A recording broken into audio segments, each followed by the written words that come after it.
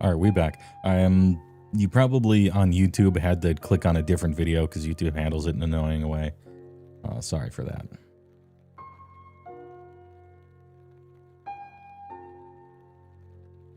I'm just not trying to get doxxed is all. I hope you understand.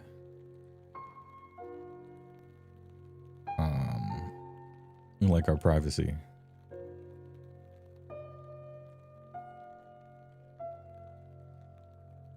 Certainly mono black can work, but it's pretty specific. It's basically just Gwenum and Kirik, yeah. Gwenum being Bolas Citadel on legs in your command zone, yeah. And Kirik being like kinda like a black channel in the command zone a little bit. So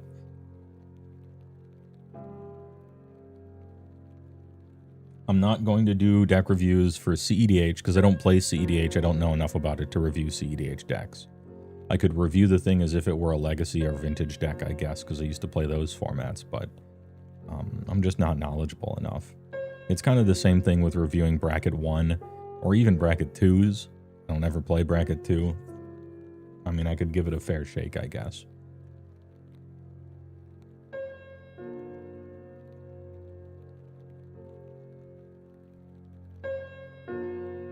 If you just wanted like a really strong Tiny Bones list, then, you know, fair enough. Like Bracket 3, but good, or even Bracket 4, something like that. Where it'd be like an AoE discard. Kind of not Black Vice exactly, but like that sort of theme. And playing a bunch of like 2 mono rat creatures that enter and then all your opponents discard or all your opponents exile or something like that, and then a bunch of cards that care about things like that. That could work.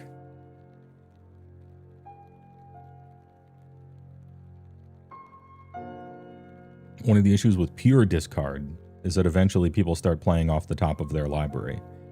And as long as they have mana, they can just sort of slam whatever they get. And when it's 3 people, someone's breaking out of that. And so it becomes kind of about closing. Pretty good offensively, though. Maybe it's just a hyper discard, fast Tiny Bones, and then the transition point to mid-game is, okay, the discard is getting less useful now that no one has hands, and so it transitions to the discard is purely to protect your combo. Like, okay, now you duress somebody who's on blue, and then you get to go for your combo or something like that. Yeah, and they always have access to their commander, even if it gets removed and taxed.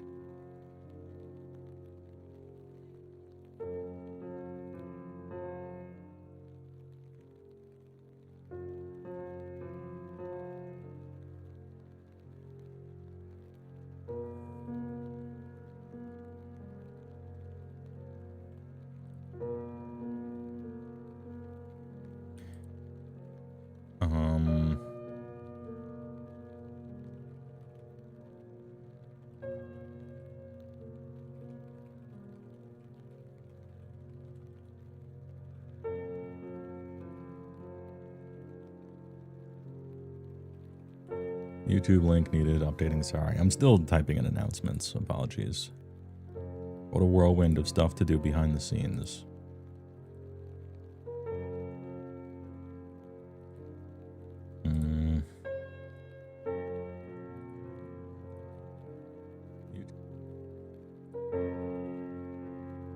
There we go.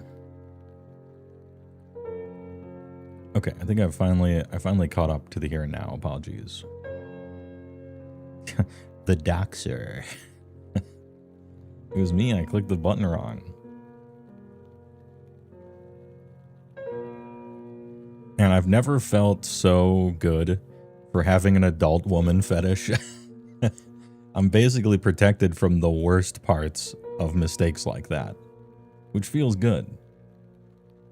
I consider myself lucky.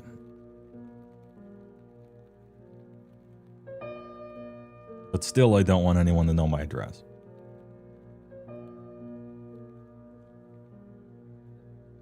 Oh, Docs King 777s.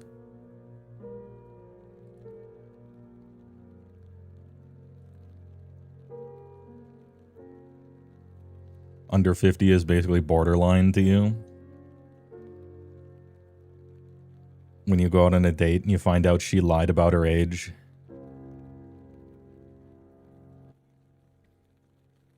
She's 49 instead of 39. CJ howling at the moon, clapping, standing up. Yes. Jackpot.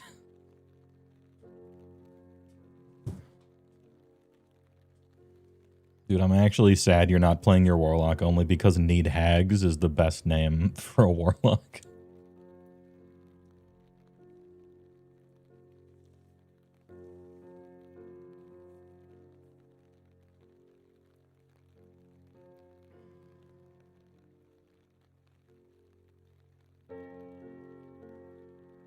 Oh, I was going to do a bit. Hold on.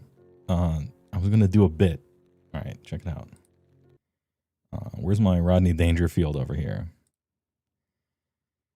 Oh, you know, speaking of getting old, dude, getting older, it's a trip, isn't it? I feel like I'm slowing down and the world is speeding up. The other day I took a 1-hour nap, woke up 2 Ayatollahs later. You kidding me? No respect at all. I tell ya, geez.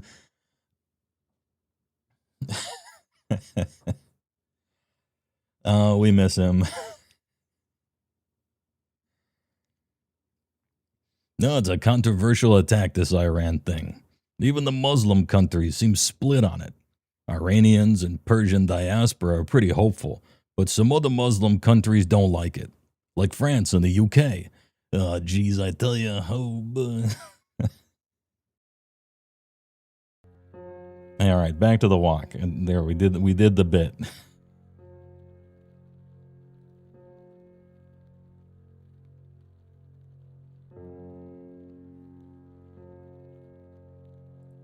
We were farther along in the we were farther along in the Japan walk. There we go. You kidding me? Okay. Dude, doing Rodney is about as tempting as doing Norm. Like, they just have such a unique cadence to them. Baristan.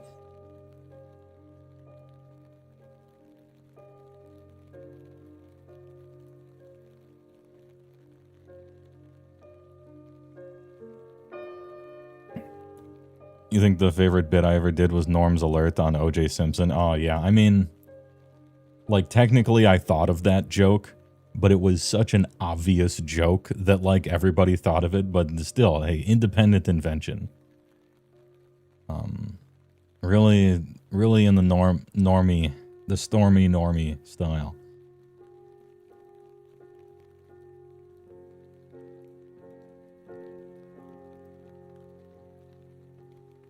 A Norm joke would be a little darker, you know, a little crueler than a Rodney joke. Rodney was very cruel to himself, but not necessarily to others, you know. A Norm joke would be like something like Twitch Prime.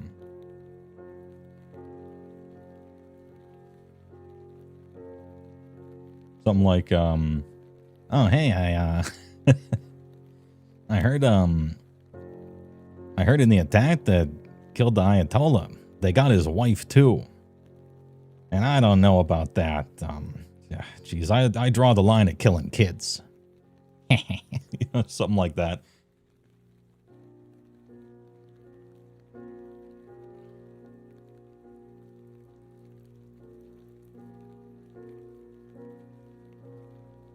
Mossflower, thanks for the big prime. That wasn't a very good Norm. I gotta like watch him a little bit so I can, before I do him. But hey, all right.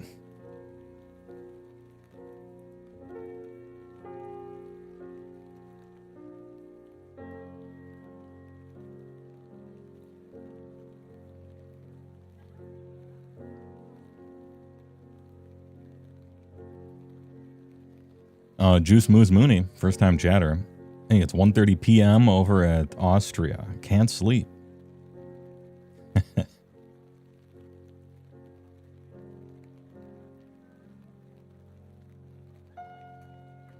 1:30 p.m. Can't sleep. Good meme. You recall certain impressionists having a certain word or phrase that helps them lock into an impression, like McLean for Alan Rickman? Okay. I'm sure he means AM. Europeans are confused by 12-hour. Don't worry about it. Which hour system is the best? Probably 24. It's what our military uses, you know. But whichever one's the easiest, well, that's whichever one you grew up with, right? Hoping I can be a little entertaining at least to the Austrian Chads in chat.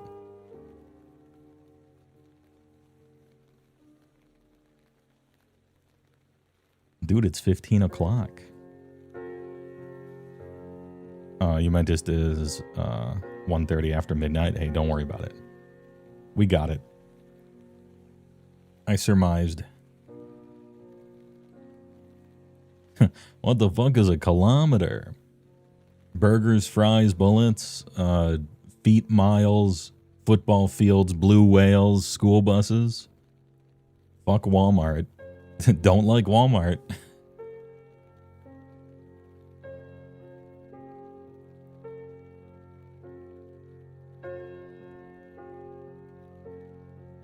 How many Burger King long chickens per hour?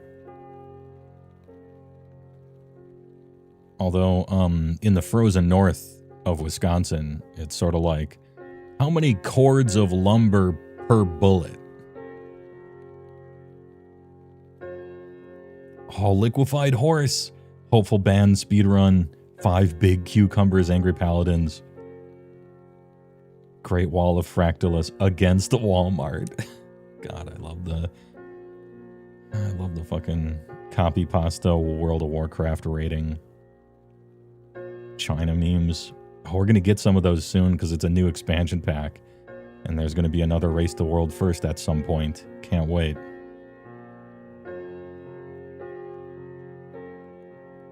Fuck my Eurocell life, no burger. Wisconsin's more like how many fish per fry. Yeah, we do that. How many cross-country skis per recurve bow? What's your bluegill versus sunfish ratio on that fish fry? Good job, King. How many oops per up? V-Monk, things are tier 1, 58 months. Magic is like your kind has never seen. Bricks of cheese per something, yeah. Did you see my earlier message? Probably not. I was screwing with settings in the background. You got 2 hours max before you gotta leave. Is that workable? Easily. If that's the message you're referring to. I'm actually just here until we see Pink Girl, Pink Chan, and then we're swapping over. How many ups per sneak right past you there? Are you playing Commander or just deck checking? It's just like helping people with building their Commander decks. You know, like Maldhound and 3-3 Elk and other people, they do like deck reviews and some of them make fun of people, but they're also helpful. It's like that, except they're good at it and I'm not. Because it's like the second time I've done it. So this is just like practice.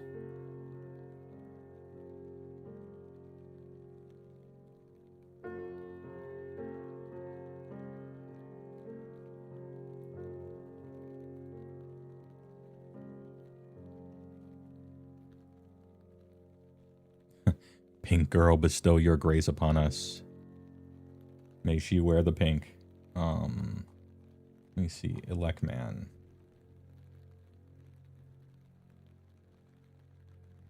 Oh yeah, yours is Cotus, which is 3rd in line anyway. Ish. I have it.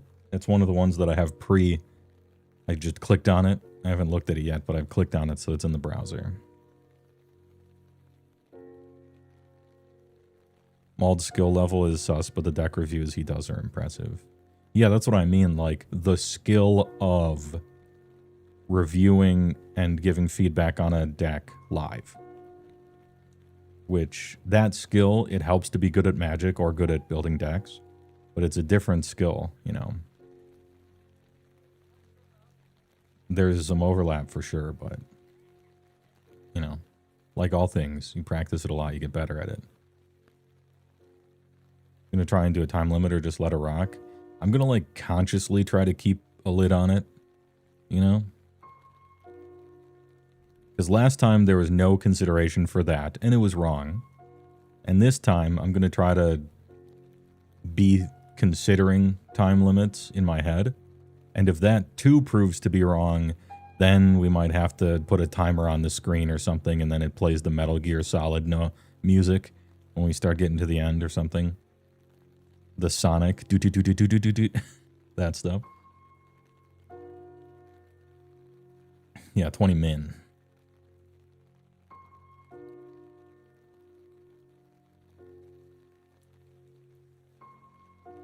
You've been working on building bracket 2 recently, it says C. It's always a struggle of not iterating your decks into bracket 3 by mistake. That's my problem with trying to make... I've tried to make a bracket 2 a lot, and it always ends up being either something that wouldn't be fun to play at all, but probably is bracket 2, or it's just a bracket 3 deck. And so I've so far failed to make a bracket 2 deck like 30 times. I can't do it. I mean, that's not explicitly true. I've made bracket 2 decks. It's just they're no fun to play. Which I consider to be a failure anyway. So I struggle with that.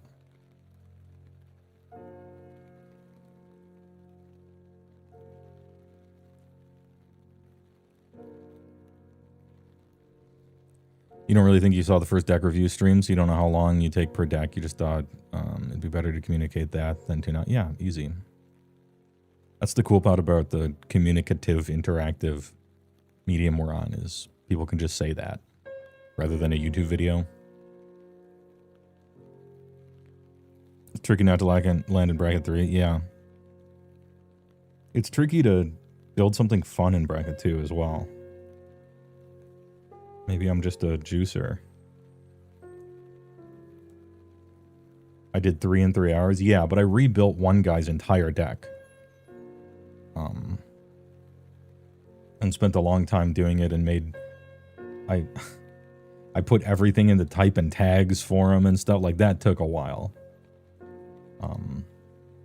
I think it was useful to show the process of that, but it did take a long time.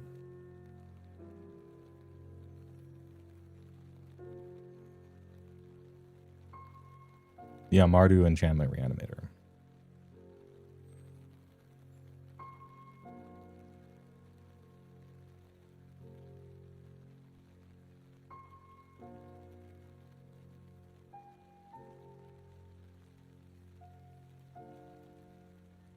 Hey Eris, my dog got executed by the state for crimes against the tribunal. Anyway, this game was my childhood.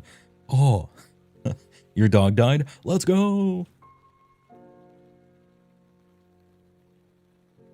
It's not too dissimilar to wargaming, where gameplay list building lessons become so ingrained over time that it's hard not to do something at least somewhat competently.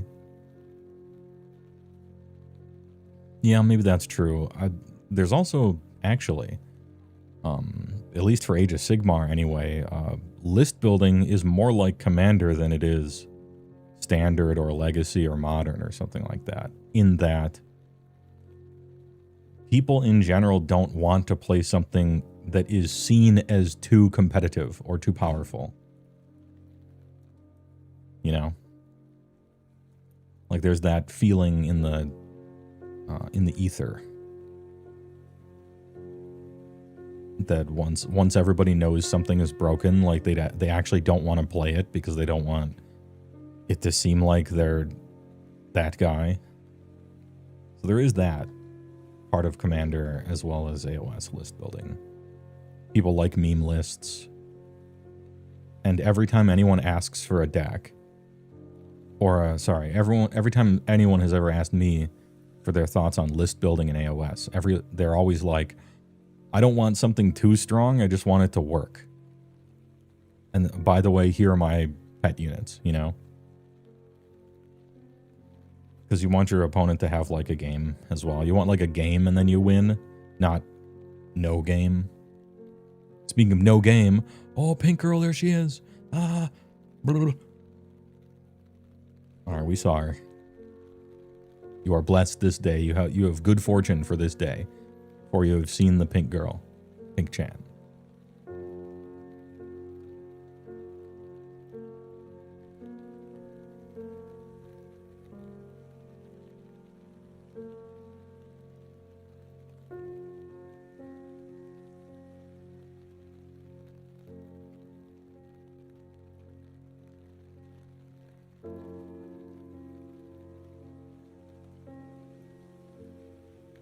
Hey, anyway, we saw Pink Girl. It's time to get on.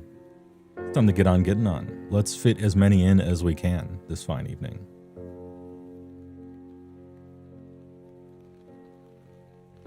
I'll hit you guys with a commercial. Get a drink from the fridge. And we'll boot up the old content machine. How about? What kind of commercial are we doing today? 80s cream. Oh, we haven't done lewd collage in a while. We'll do lewd collage. Hello there. I'm Mr. Cream. AC Penny. When it fits, you feel it. It's so big you gotta grin to get it in. Once you pop, The cream. don't stop. If it doesn't get all over the place, it doesn't belong in your face. Deliciously hot, dangerously creamy. The juice is loose. She wanted to remember the love they shared for Cream. Sometimes you feel like a nut. Stuffed 5 ways. So my family's looking for beef. Now, that's what I call Cream, yeah. Because I'm good enough, I'm smart enough. And I am the cream. Then why do we call it big? Because big things go into it. at the Men's Warehouse. You're gonna cream. I guarantee it. At the Men's Warehouse. Anyway, we're back. Thanks for the word from our sponsors. Unfortunately, something works reliably, and what it works on is good. It's probably fairly strong, I suppose, yeah. Or not fairly strong, but sits comfortably in bracket 3, which is what I like to call Commander.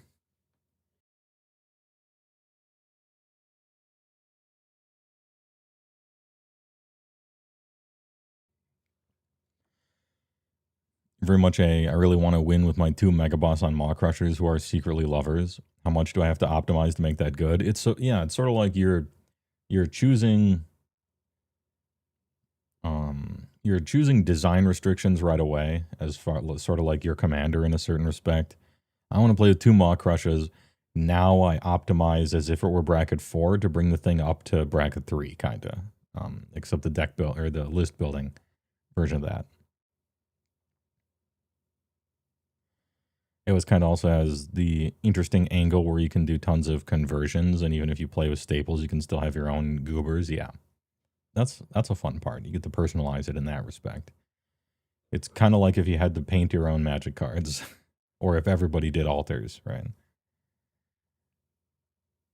I don't know if there's an equivalent aside from proxy decks. Oh, there for sure is. Magic had a big card altering thing for maybe 5 years in the middle there before Magic started printing them like that. And that was kind of interesting.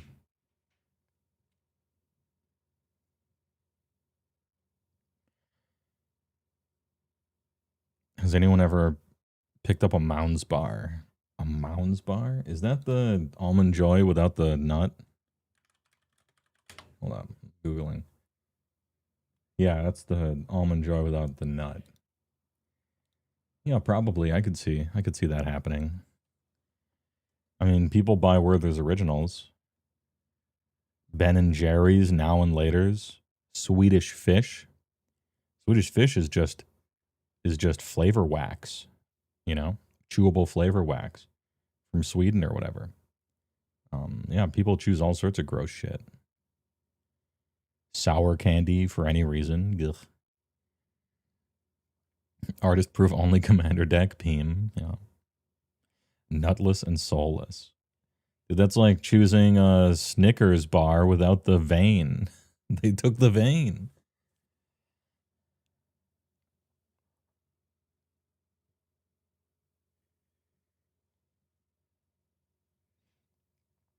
You made proxy altars and a friend you know has made an entire deck of VTuber proxies? Oh, you got to show that. I want to see it. Is Henry in there?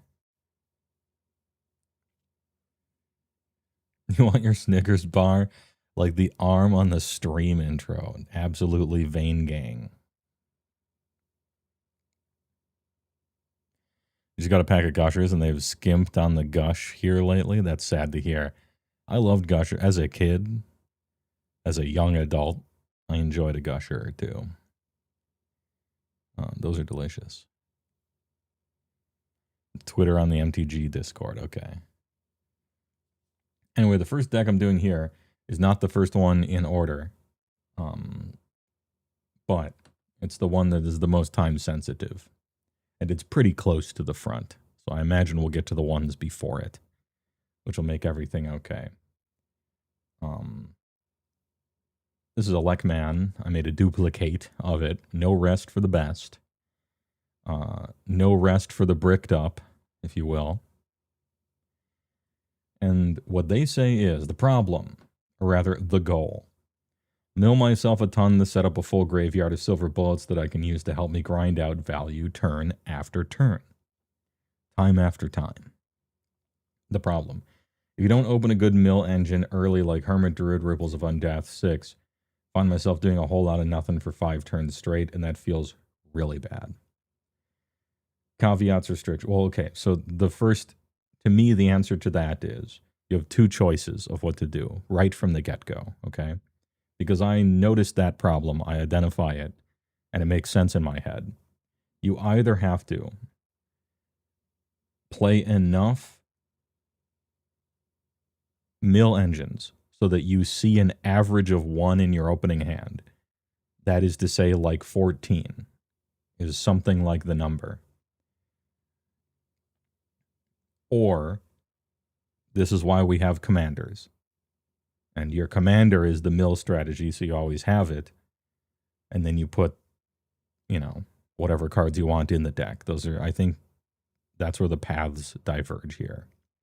Is if you need so many cards to fill up your deck so that you have to get 1 early, a mill card.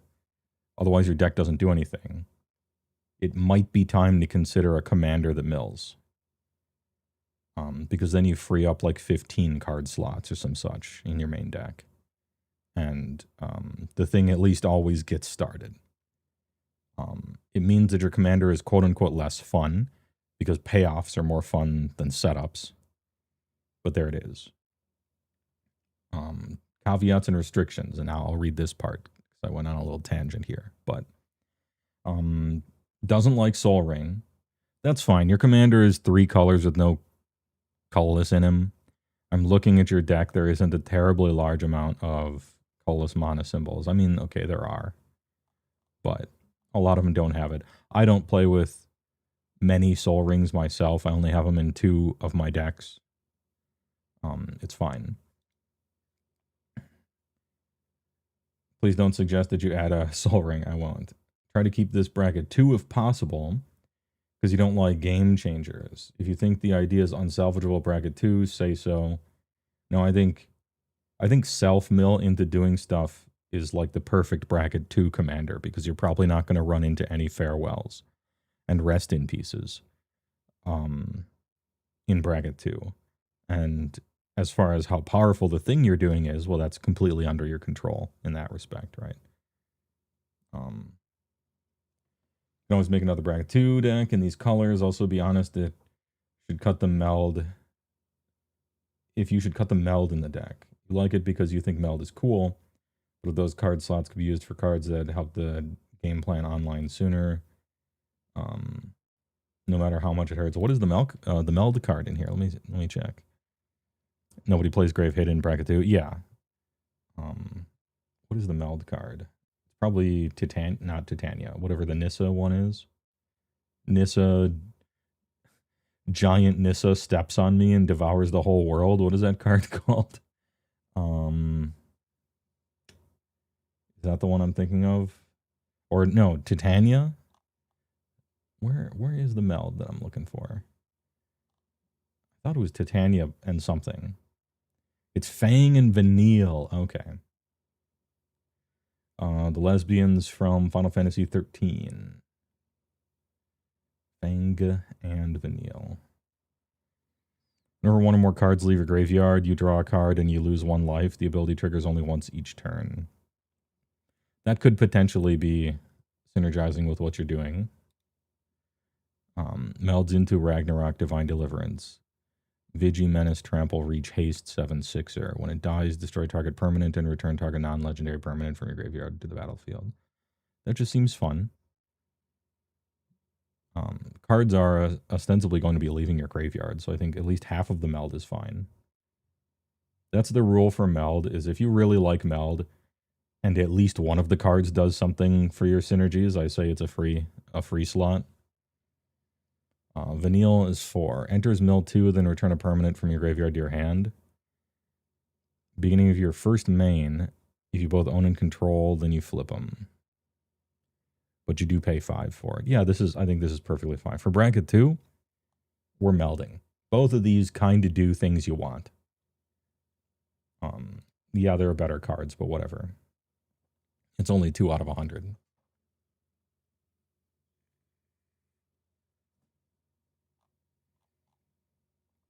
Let me check out some statistics here.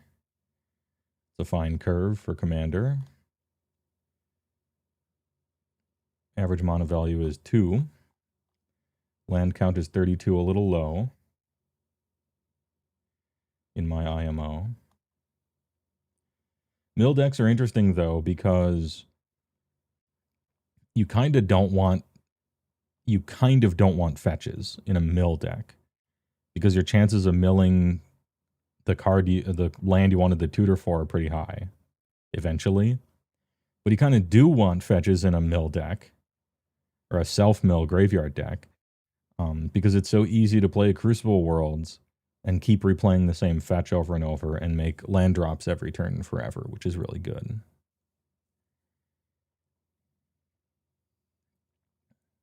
It's 38 because it has 6 MDFCs. You can see it next to the number.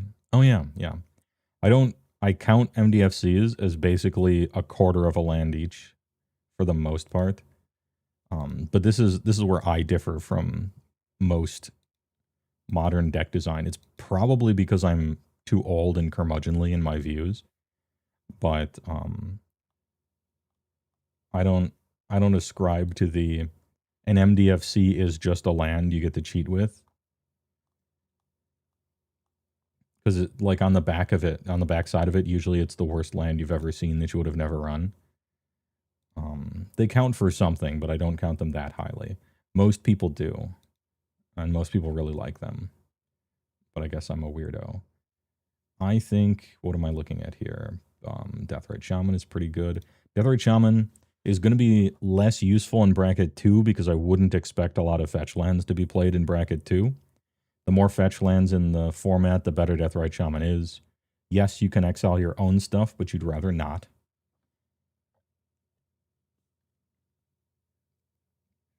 Stitchered Supplier is a fine creature. Okay, we got Hedron, crap, all that. Do you have type and tags? No, okay. Which way, Western Man? I guess I could look and see which self-mill commanders there are if we wanted to swap those. Or I could count up the number of initial mill cards, you know, something like how many Stitchers, how many Hedron Crabs, and see if we can get it to 15 or 16.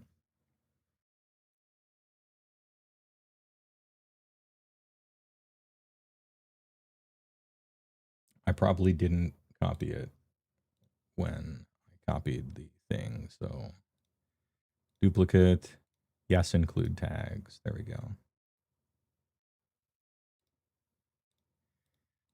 Okay, fair. Copy machines, blowout maneuvers, hell yeah. Colossal Grave Reaver, Great card. What a card. Chills in the Graveyard. Wonder. Counter sub-theme. Counter spells. Discard outlet. Do we want to add dredge cards to this? Are we trying to find a dredger with our initial mill?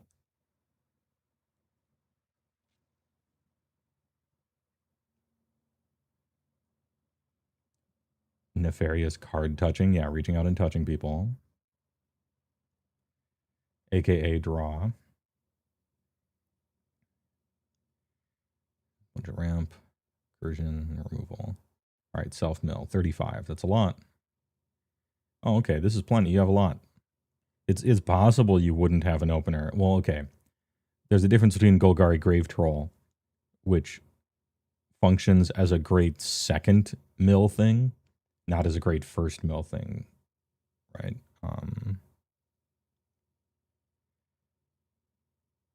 This isn't a mill card. All right, Aftermath 1, 2, 3, 4, 5. This one's a borderline. What's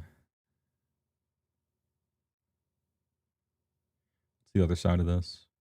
Oh, okay. 5. You can put this in the graveyard, so 6, 7, 8, 9, 10, 11.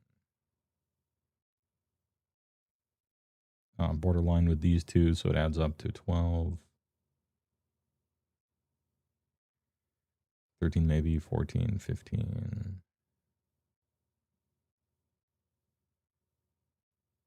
16, 17.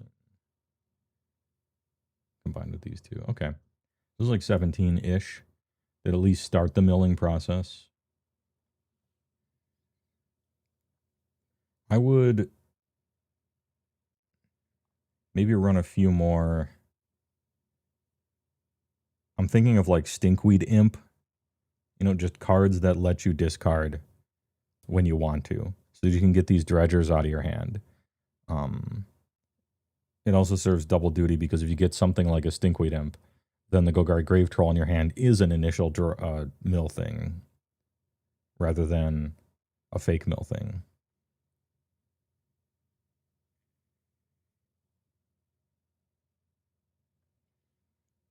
There's a packet of a few dredge cards. Yeah, I noticed. I like dredge. Dredge is very fun and cool.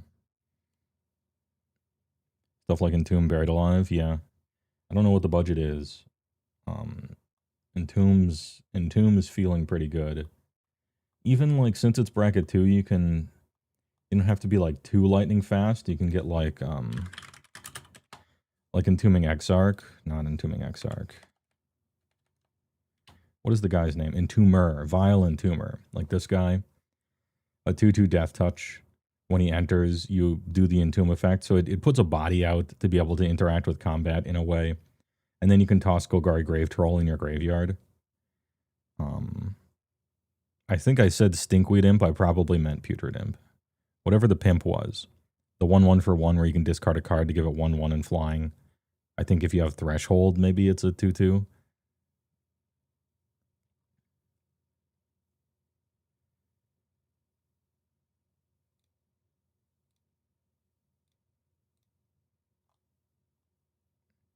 Discard a creature, draw a card.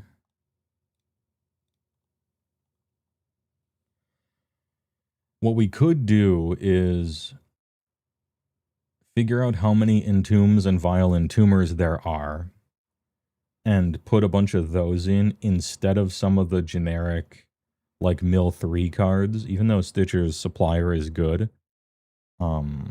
Maybe what we could do is instead of generically mill yourself 2 or 3 once or twice, we could instead just put a Stinkweed Imp in the graveyard. And then that's going to start the whole thing as long as you have a discard outlet. I guess it does necessitate discard outlets, so we are really playing a cups and balls kind of game with it. Putrid Impo. This guy. Discard gains flying. What is this? Once during each of your turns, you may cast a creature spell from your graveyard by exiling 3 other cards. Whenever one or more creatures you control enters, if one or more of them entered from a graveyard, put 2/1 encounters on Cotis. I feel like the sub-theme of counters is stretched too thin. It's going to be hard enough to consistently fill up your graveyard and do something with it. I think a third sub-theme is a bit many. I would probably drop the counters and just enjoy the fact that your guys are big. So if you're looking at what to do about deck space, these 5 can go. Like any counter synergy.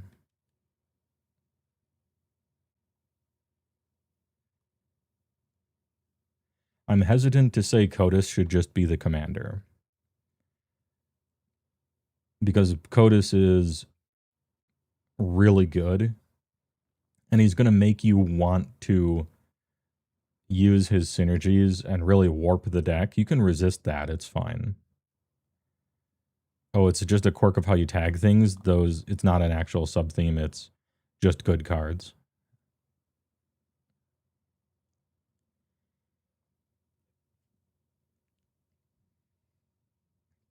Oh, true. It happens to have counters, but that's not why you're playing them. Because if you're making creature tokens, then Insidious Roots is good. Are you making a bunch of creature tokens? Conceivably, a decent amount of zombies here and there I've seen.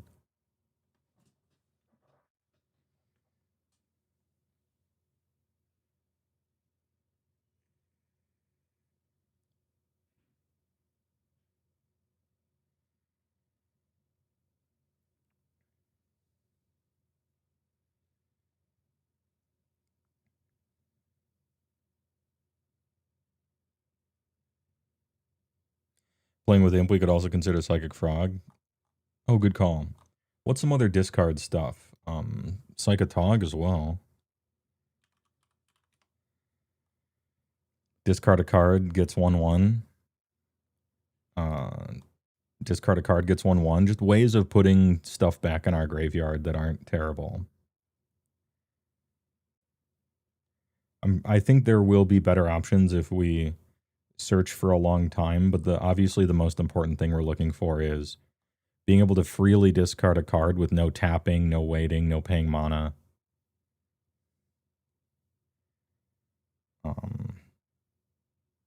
What's some other good discard stuff? We could do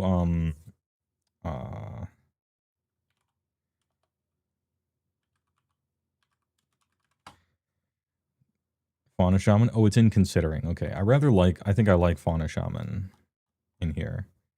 I won't say Survival because it's like $300, but Fauna Shaman I like.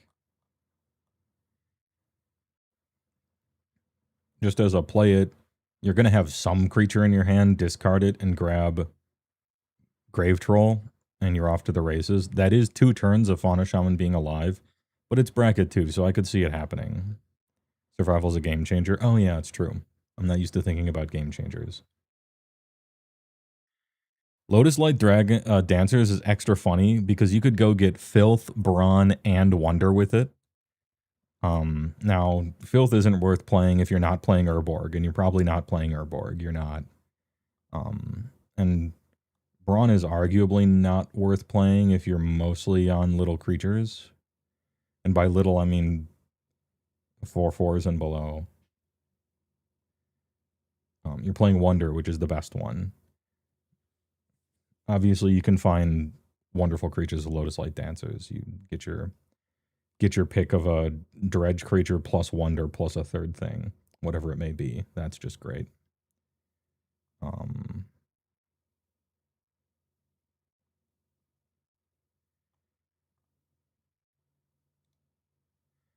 Vigor isn't Vigor prevent damage and creatures get that much big? He shuffles in, but he doesn't shuffle your graveyard in. I think it's a replacement effect, if I remember correctly. He would probably be in Huge Crap. No, he's not a blowout maneuver. Pickers the wrong one. I believe he shuffles in, and so we probably don't want him. Oh, sorry. Heralds of Shredder. I hate how it does this. I'm about to stop recommending Moxfield because it always goes for the cheapest versions of cards. Oh no, it's not a replacement. It is a trigger. When it is put in, shuffle it into its owner's lap. So it's not a replacement effect like Progenitus is. Which means you can respond to the trigger.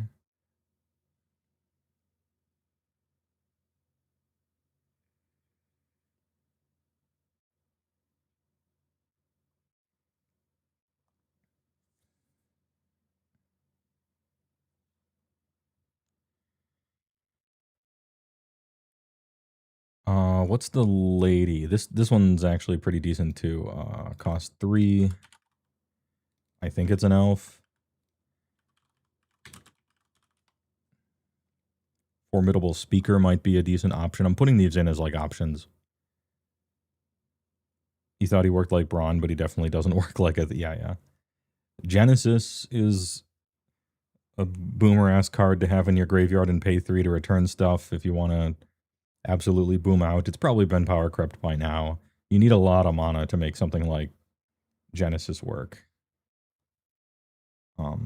Formidable Speaker, when it enters, you can discard a card. If you do, search for a creature, put it in your hand, and you can untap another permanent, which often doesn't matter.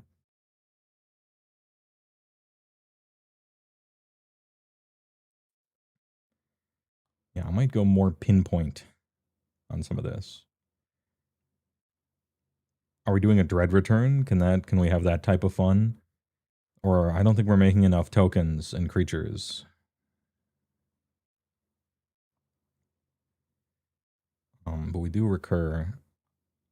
One thing I would recommend is Phyrexian Reclamation.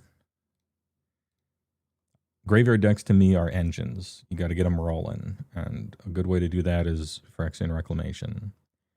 Pay 2, return target creature card from your graveyard to your hand. Almost can't do it cheaper.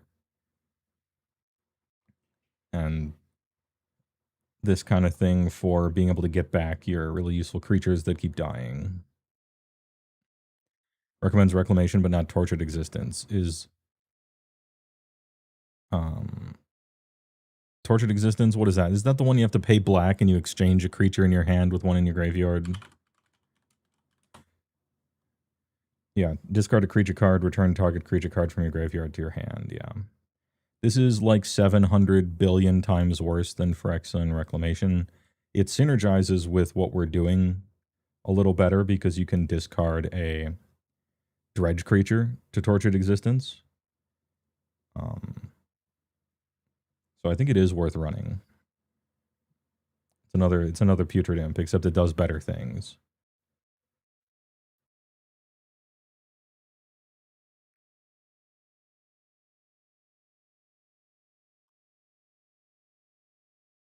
What's our Hog Alley loop?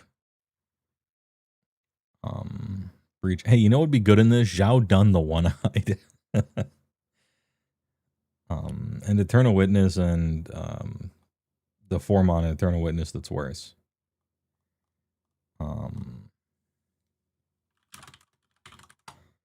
Give me a walk-in closet one time. He's an addict. He's addicted. You don't need to go crazy on Crucible Worlds effects, but I like walk-in closet to play lands from your graveyard because you're going to be milling yourself. I see you have a Dakmor Salvage, which is good. But the 5-mana Forgotten Cellar, half of walk-in closet, is Yawgmoth's Will. And it might be worth playing that. Ice Till is a new one. Yeah, you're right. It's better than Conduit. Yeah, Ice Till is a good one because it does actually everything. It mills you, which you want. You can play 2 lands a turn, which you want. You can play lands from your graveyard, which you want. It does actually everything you want. I think too many people put Ice Till Explorer just in their decks because it's good. When they don't actually really want to mill themselves, you do really want to mill yourself, though. So I like him as well. Now we're up to 111. Obviously, we have to drop cards, right? Which I'll get to.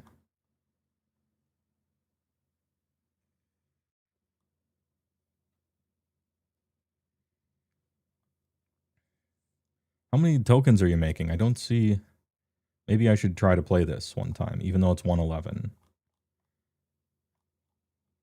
Even though it's 111, I'll play it and just mulligan 7 times until I have enough land to start. Do the classic, right? Opulent Palace. Does everything enter tapped? No.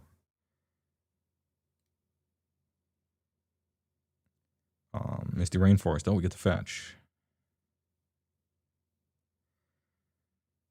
Will the Sultai. Choose one. If you control commanders, you cast a spell, you may choose both instead. Mills 3, return all lands to the battlefield tapped. Oh, cool. Put X1 counters on target creature. X is the number of lands you control against trample until end of turn. Sometimes you might do that. It's not really a finisher, but it's sometimes you might actually do that.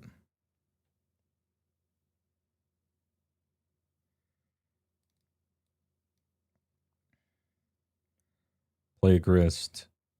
I might keep this deck more salvage around.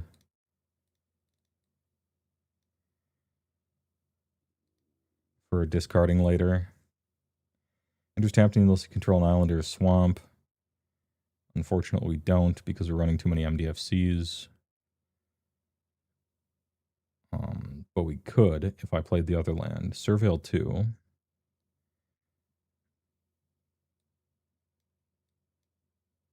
I can already play the man if I want. Is this the kind of commander you want to get out quick? Not really. He doesn't do anything until you have cards in your graveyard, right?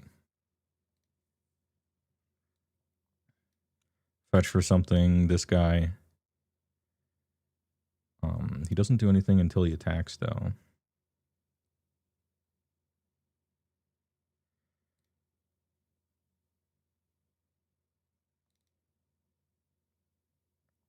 Mill 3.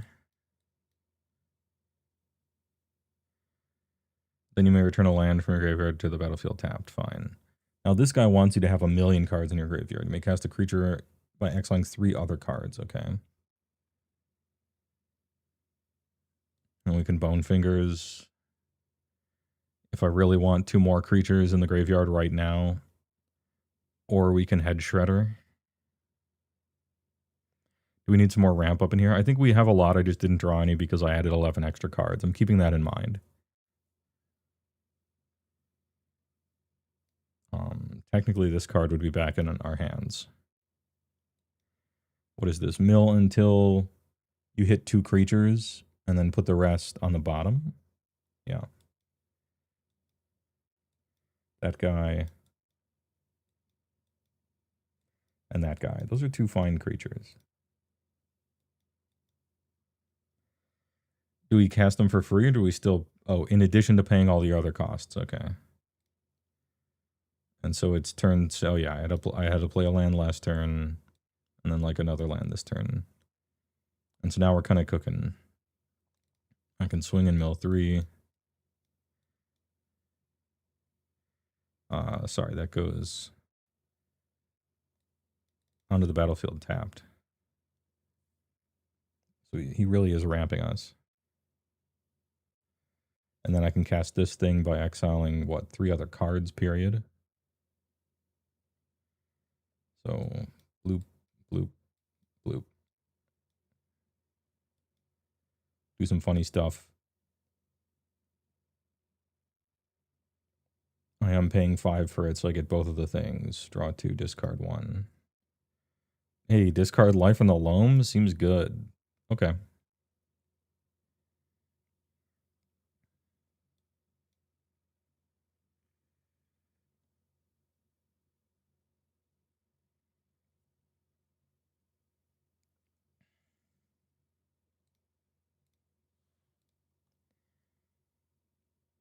We are playing Magic the Gathering. It seems like we're a self-mill graveyard deck, but we're not really. We're a Magic the Gathering deck. We're trying to curve out, play stuff, create an engine, But really just play stuff and swing and block and play magic in a curve. We're not doing anything crazy powerful, which is probably to the deck's credit.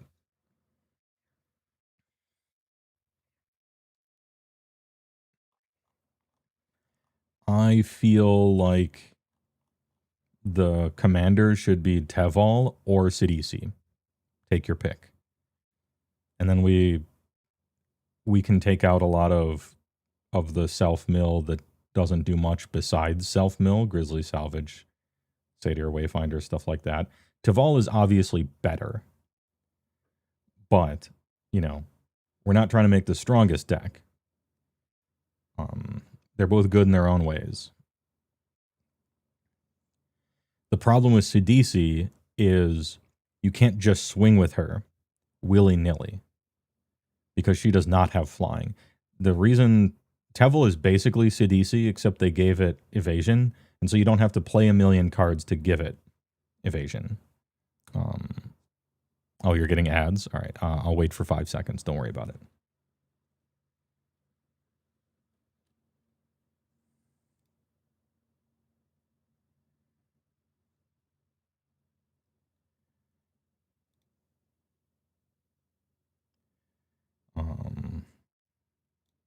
Four.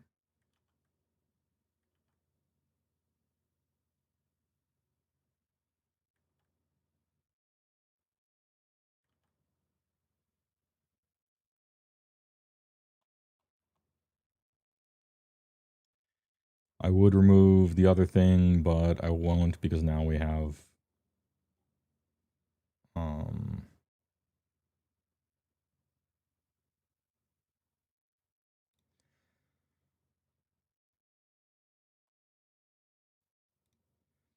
Grist might be too cute.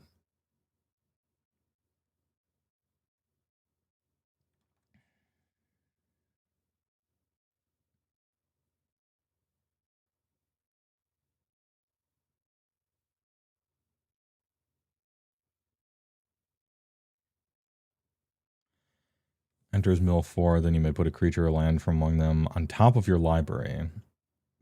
Much better for Sidisi, less so for Tevel. I do like how he taps to make Worm Harvest. I used to play with Worm Harvest. The card is super sick.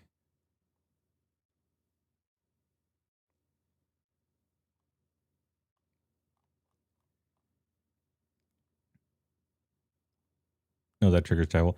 Oh, what I mean is, it's so important that you mill a creature in the top 3 with Sidisi. Whereas Teval is just always good, basically, no matter what.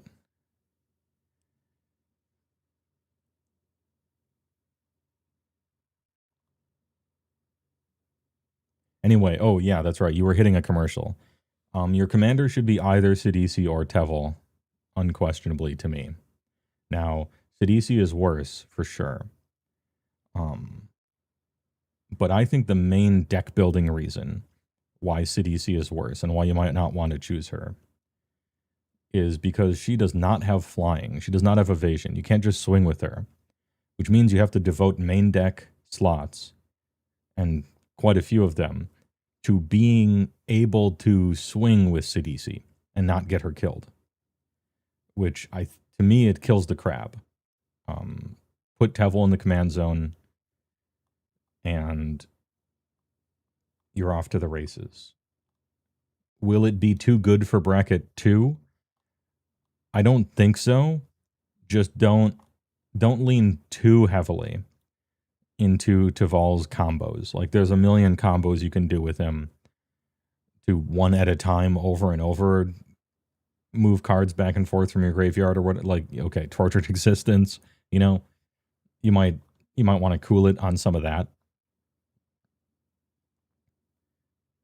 If this guy makes it to the top, but I really think the deck just wants to play fair and play guys and have fun with the graveyard and do funny things with the graveyard. He also, Tevel, gives you enough tokens that it makes something like Insidious Roots, a card which I was going to remove because I didn't think you made enough tokens.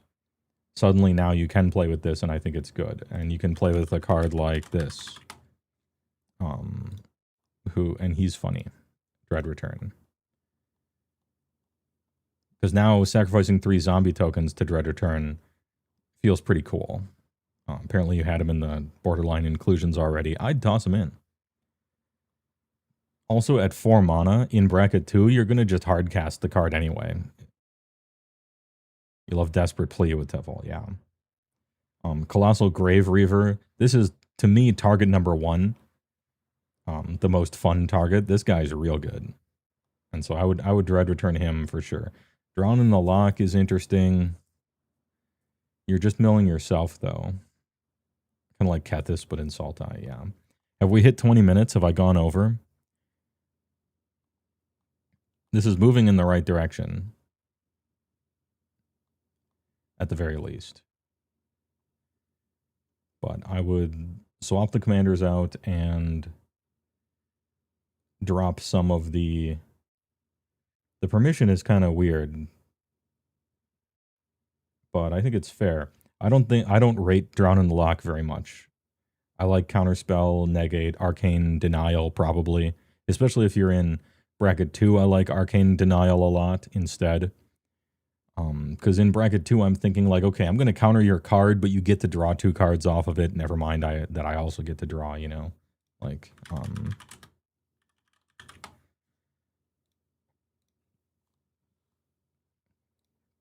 and who knows what kind of graveyard your opponents are going to have. I would like it to at least work. In general.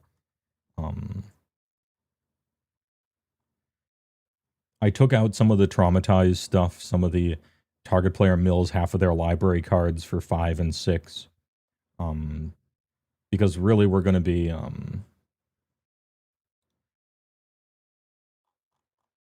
we're going to be doing that from the command zone now, so we don't need so many of that stuff. And we're more like pinpoint putting cards in our graveyard that get to dredge a little bit and then have fun. A card that's fun that I always like to include, because I used to have a CDC deck a million years ago.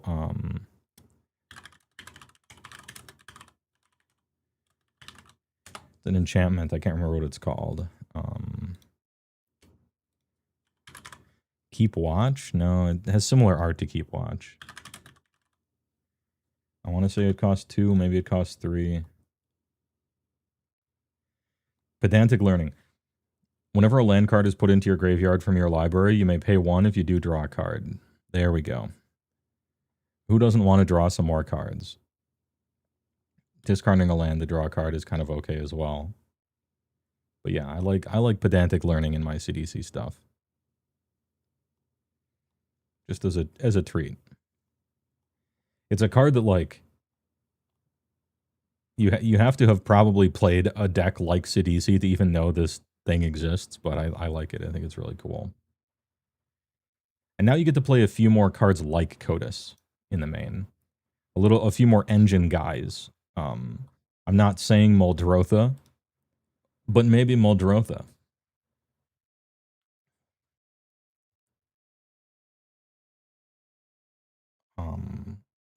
It could be like a bracket 2 version where you actually play a bunch of commanders.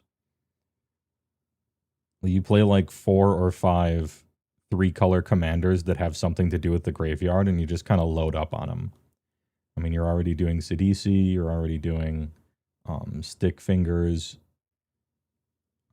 you're already doing, where's that one? Yeah, Cotis. You could do Muldrotha as well.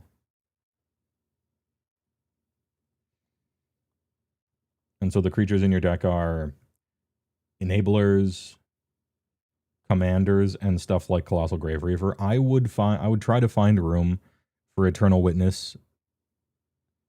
Like at bare minimum, Eternal Witness. Maybe the 4-mana one as well.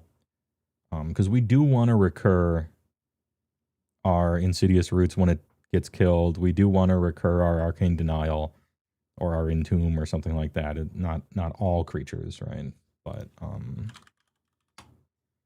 here I am loading up the deck with more things again. Zhao Dun if you got one laying around.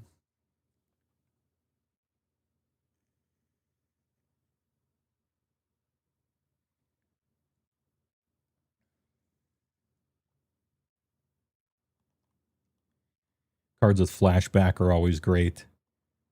Not necessarily Snapcaster Mage, but cards that naturally have flashback. Now we're back up to 109 again.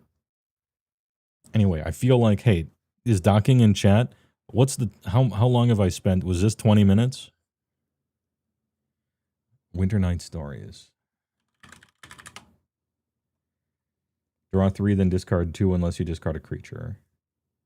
Oh, and it has Harmonize. Yeah, that's kind of nice. You're about 35. Okay.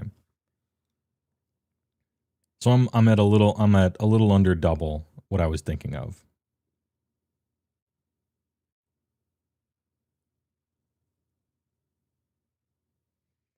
I don't know about it. I think I like it. Terminate Spider Queen. Admire impressive rear. Run toxins. Enjoy the suck. Disrespect Walmart.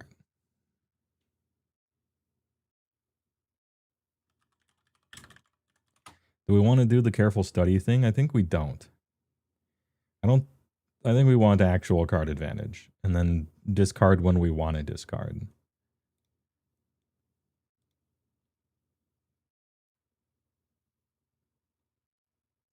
Yeah, Harmonize is a card and an ability. And Urza's Saga is a fucking block and a card. And I wish they wouldn't have done it, but they did it.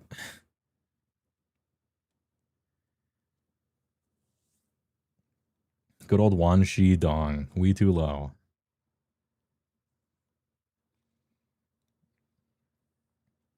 Okay, I'm cutting it off. I've at least given you a direction to point in.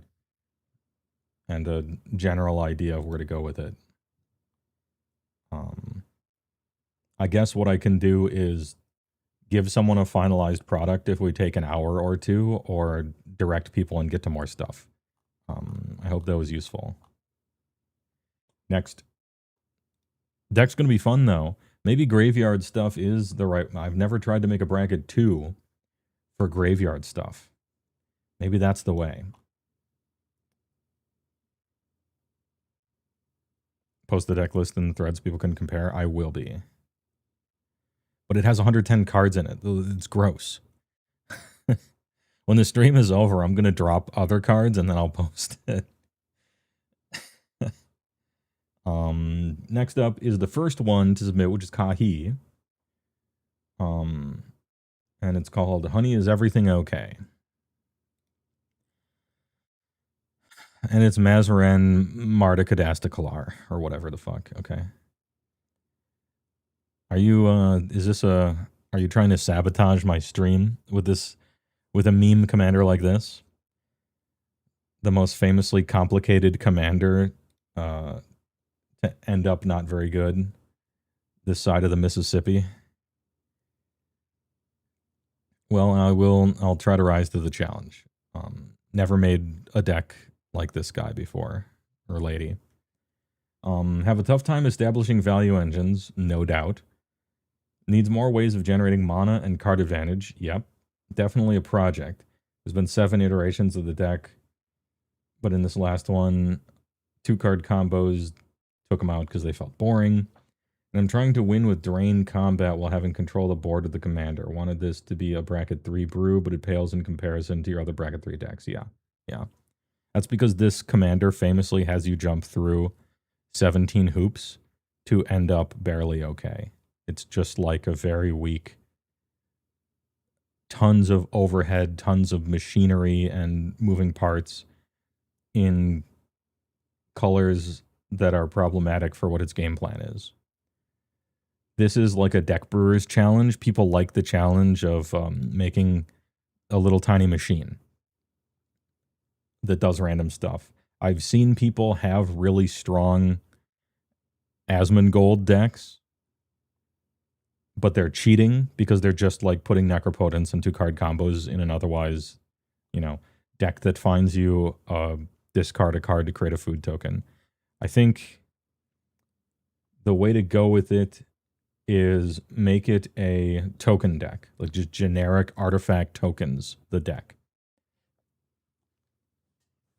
Because you can go Madness, You can go trash for treasure and slow bad and what's that goblin's name? That's a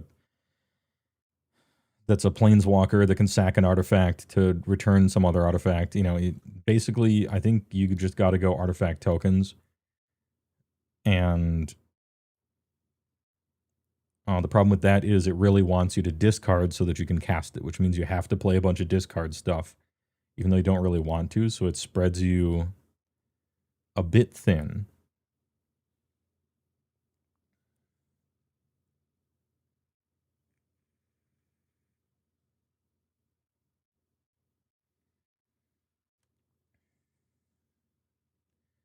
However, how many... Oh, no tags. Yeah, Duretti, that's the guy.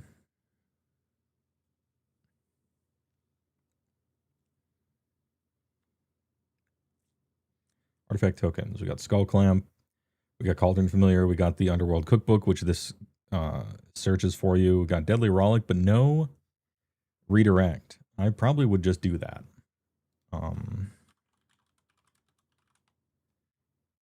Deflecting Swat is like the ultimate commander card. The card's fun. It creates funny, hype commander moments where someone does something and you don't exactly counter it. It's just, no, now you die to door to nothingness or whatever. Like it's a very funny, fun commander splashy card. Blasphemous Act. Currency Converter. Whenever you discard a card, you may exile it, draw, then discard. Okay, good. Yeah, I think we want as many... We kind of want to search for, like, discard, create, you know. Discard, create artifact token. We almost want to search for that. And just see what we can do with it. Currency Converter, Underworld Cookbook. You make a mirror token with this one. Doomsday Confluence. What's the new Ninja Turtles card? Sorry, I'm recommending a Ninja Turtles card. It's a class. Cool but rude. Whenever you attack, you may discard a card. If you do, draw a card. Whenever you discard a card, this class deals 2 to each opponent. When this class becomes level 3, search your library for a card, put it in your hand, shuffle, then discard it. It does gamble. You didn't have a game changer slot for it, but since it's been removed from the game changer list, it's back in. Ah, cool, yeah. It was erroneously put on the game changer list. They forgot that that list should have game changers on it and not just good cards. Can't believe Gamble is still on there and Entomb isn't, but hey, all right. Yeah, I think Cool but Rude is pretty cool. There's a combo with Cool but Rude that I rather like. So my idea, and it's probably not right for this deck. Wait a minute, what bracket was this? 3 you said, okay. Probably not a bracket 3. Maybe it is. But sometimes the simplest things are the most fun. Cast Cool but Rude and then level it up. And then cast Necropotence and draw 35 cards at the end of your turn and discard down to 7 and kill everyone. Like, that's funny to me. Or maybe the new version of Necropotence, whichever one lets you actually discard.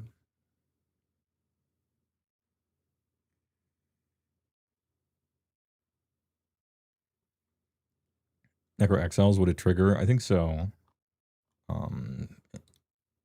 Depends on if it's a trigger or a replacement effect.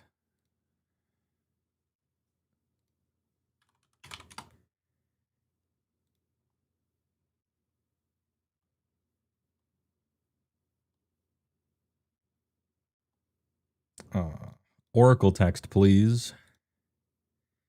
Whenever you discard a card, exiled. Yep, it works. It's a trigger. So you are indeed discarding the card. Fun allowed. Fun fully allowed. What's the shittier one that they printed for Modern? It's called Necro something, I think. Necro Dominance, yeah. You may pay any amount of life you do. Your max hand size is 5. A card or token would be put in your graveyard. Exile it instead. I think that's still a discard, but I'd have to check. I think it still counts as a discard, regardless of where it ends up.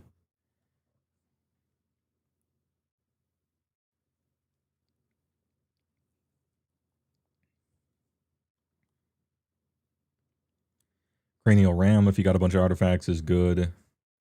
Academy Manufacturer, I was about to recommend it. Nuka-Cola Vending Machine, I was about to recommend it. Monument to Endurance, I was going to recommend it.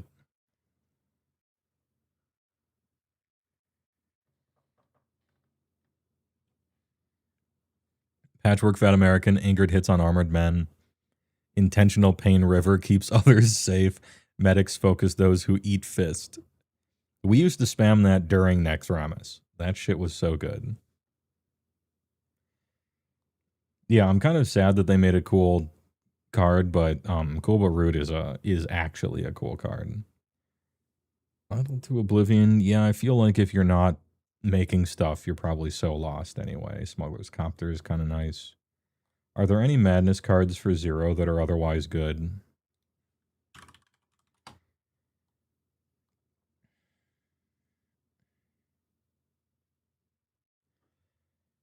Whenever you discard a card, if it has Madness untap,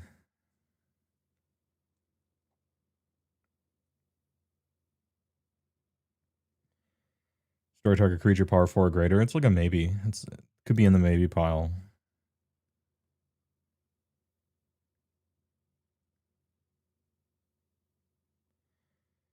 One of the few older cards that doesn't terror. Mad is 0 now.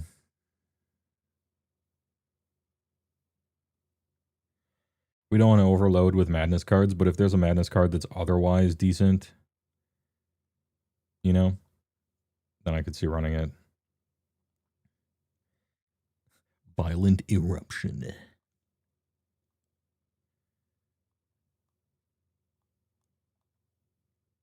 Call the Neverworld. Return target black creature from your graveyard to your hand. Madness 0, otherwise it costs 1. Maybe. That's a maybe.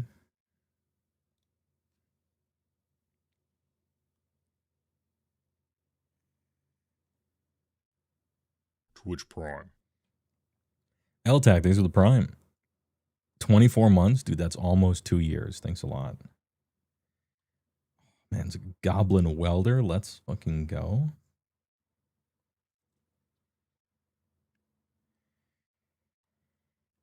Unfortunately, Putrid Imp isn't actually that great here because, unlike Dredge, we actually want to discard for value also. We don't just want to discard to be able to cast our commander. Clock of Omens is useful. Mirkwood Bats. If there were like 4 different Mirkwood Bats printed, I would play all of them. Just to try to win somehow. I guess how many artifacts are we exactly going to have?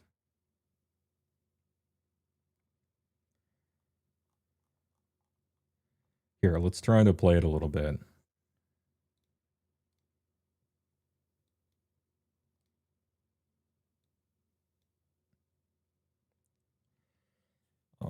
This is an artifact land, that's why it's cool.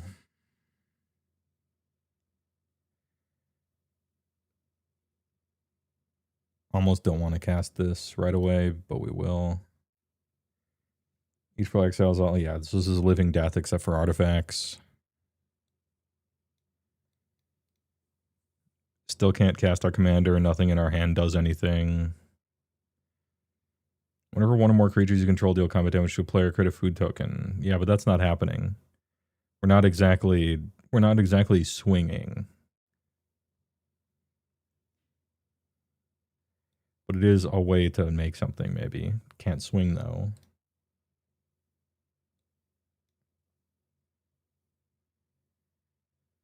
Alright, restart.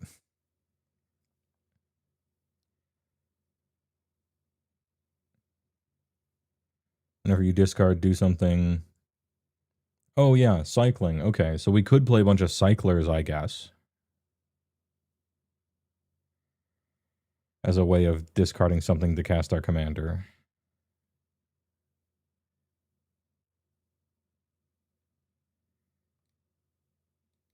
So we can turn 3 our commander.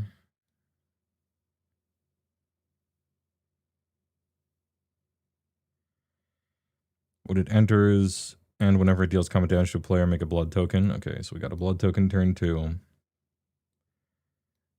Turn 3, we got a cranial ram. Got slow, bad goblin tinkerer, dude. Darksteel All-Star.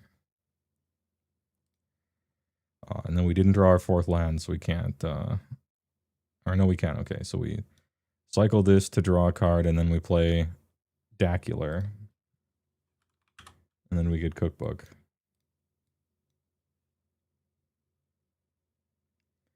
And we got a 1/1, a 3/3, and a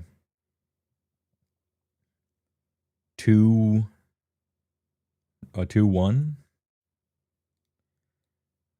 Oh, the 4th land. Okay, so we got a Cookbook. Now we can discard to make food tokens.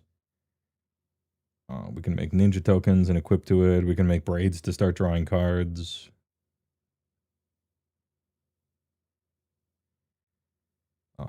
But probably we have to actually kill something because it's already turn 5. And Bolus has said it all? Hell yeah. Okay.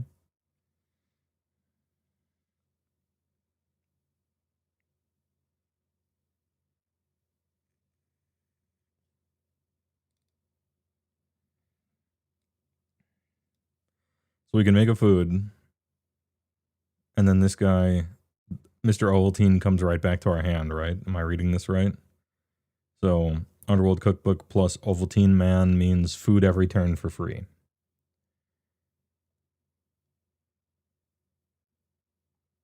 Still don't have 5 land though. Play a lady.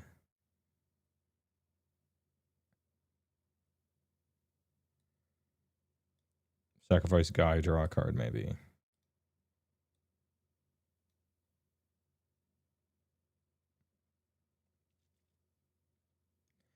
Man, I want to put this guy out.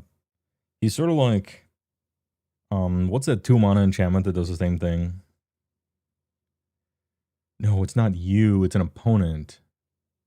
That's the difference. Yeah, it's an opponent for that one. Waste not. Yeah. So it doesn't quite work here.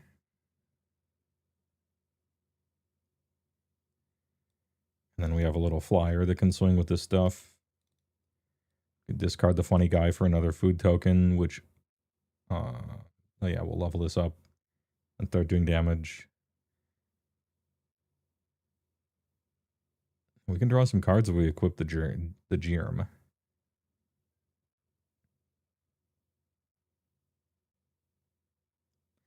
You know, something of a bone miser myself. Okay, so we're kind of doing stuff.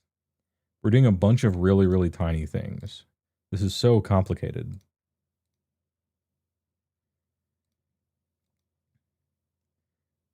Trying to get a few lands in my hand here. Keeping in mind that I added a few cards.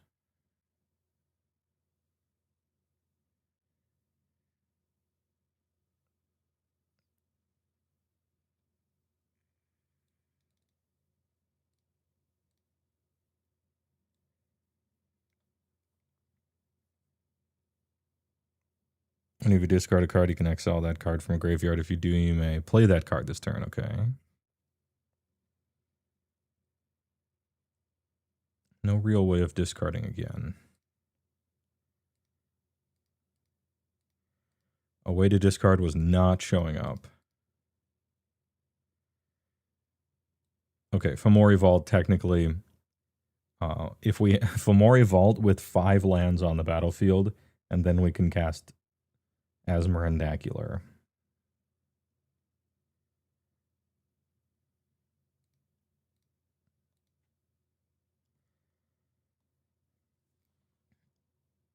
Okay. If I spent a lot of time, really got into the mindset and understood everything, it might be that there's a whirlwind of perfect synergy that makes a really good Asmar deck. But this has awkward hands, awkward draws, awkward cards, a bunch of little tiny game actions that amount to basically nothing even on a good day. I don't know. This is a white whale. You could replace this with like a 2/2 for 2. And like that says draw a card when a creature you control dies or something, and it's like, I don't know. Yeah, you're always a few cards away from this lady feels like if I could run a 60 card deck using 4 ofs, she would be pretty good in a 1v1 format. But in Commander, you're on turn 6, we made like a 5/1 flyer. I mean, if someone chooses a random dinosaur every turn and just plays one dinosaur a turn, they humongously outmuscle what you're doing here. So, yeah, I think it's a lost cause. Maybe it's not. Somebody can show me an Asmar deck that's fucking crazy, but it requires so much work from you to get so little out of it. Apologies. All right, we had our... I think I'm ready to throw in the towel on this one. I can't help you. All right, hey, we hit our first total failure. Sorry. Not even 20 minutes. I mean, I could see which way the wind was blowing. I could make the deck better by just playing a bunch of good cards that don't interact with Asmore, but that's not the point. Like, you could just put in a bunch of stellar red-black cards, and then this thing is just here for colors, but that's certainly not what they're trying to do. Maybe zooming in, maybe it's not about filling the whole deck up with a million synergies. It's just like, look, we discard cards and have the Underworld Cookbook be useful somehow, and then keep it to that, right? And then put a bunch of cards in that care about discarding cards and make it like a Reanimator deck that happens to put this quasi-useless artifact in your hand sometimes. I don't know. I'm interested in seeing what a really good Asmon Califrabulosis deck looks like. You think there's 2 good Asmo decks? I'd be interested in seeing them. Shadow of the Goblin should be in here. Okay, Shadow of the Goblin. Oh, Spider Slop. At the beginning of your first main phase, discard a card if you do draw a card. Yeah, that's perfect here. Whenever you play a land or cast a spell from anywhere other than your hand, it deals 1 damage to each opponent. There you go. Okay. We're converting 1 million little game actions into something. No, you're right. Yeah, that whatever else it ends up doing or looking like, this card should probably be in here.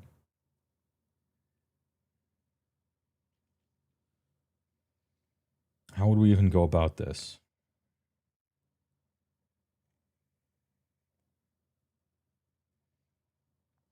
I don't think you have spare artifacts to just sacrifice. You know? It seems like you're running a lot of artifacts, but when you're playing, you won't actually have that many artifacts out. And they're all very minor.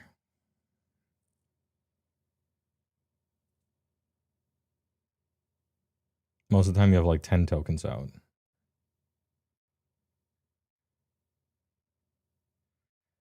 Food tokens, treasure tokens, clue tokens, blood tokens.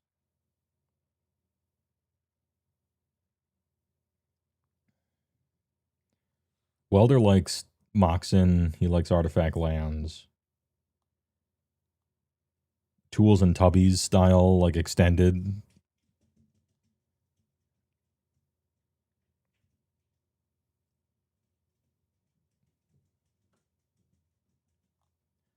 Maybe, yeah, maybe it's all the like 2 mana draw discard stuff. Did you take a look at the Mayhem stuff? No. What's Mayhem?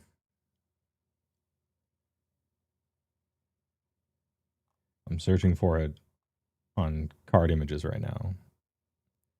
It's Fixed Madness. Madness wasn't that good though. Like, okay. Madness was good in Type 2 circular logic, you know, basking root wallet days, but did it need to be fixed? Was it too good? Oh, it's a Spider-Man exclusive, okay.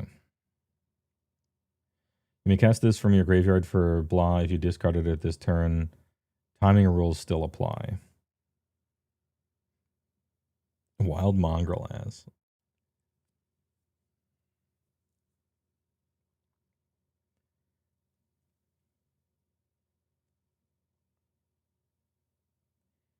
Ultimate Green Goblin.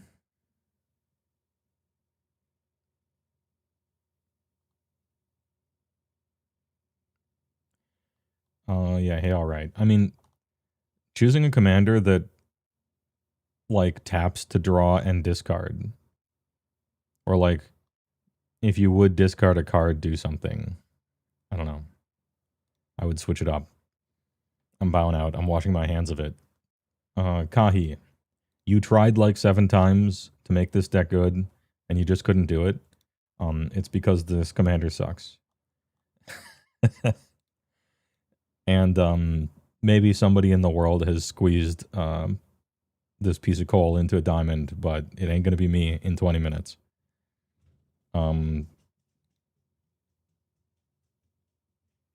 Good luck.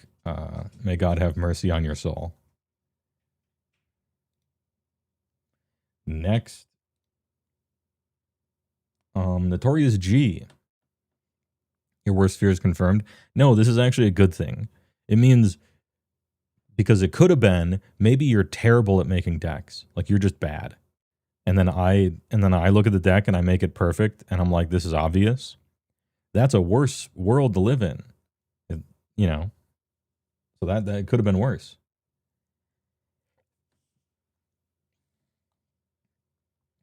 Senpai, I need help filling up this deck with the last few cards. The whole idea is cheating out big stompy monsters and beating everyone to death before they can respond, and then using black to cheat the monsters discarded with the commander back out of the graveyard. Aiming for bracket 3. Beat down.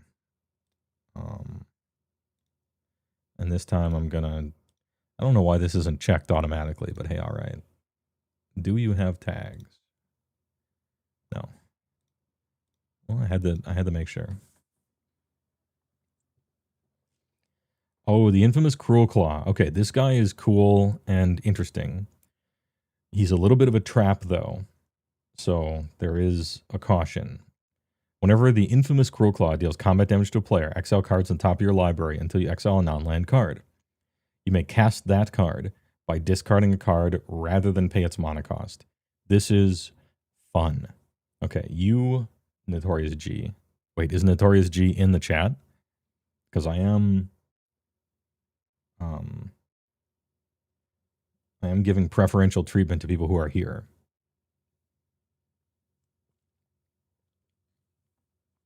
I hope they are, because this is a fun deck. But there is a trick. There's a trick with it.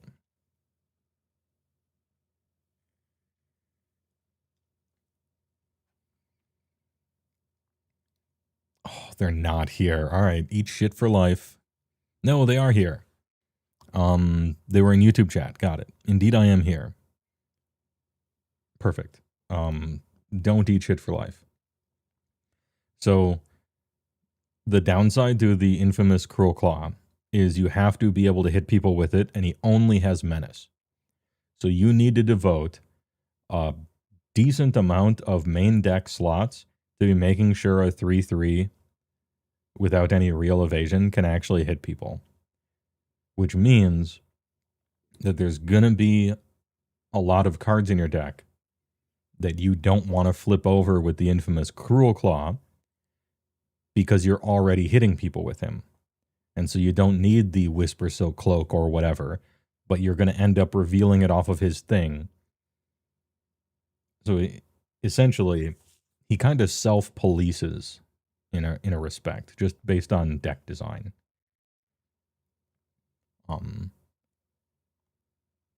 In that you kind of can't load up on a million fiery emancipations and expect to get them all the time if he can't hit in the first place.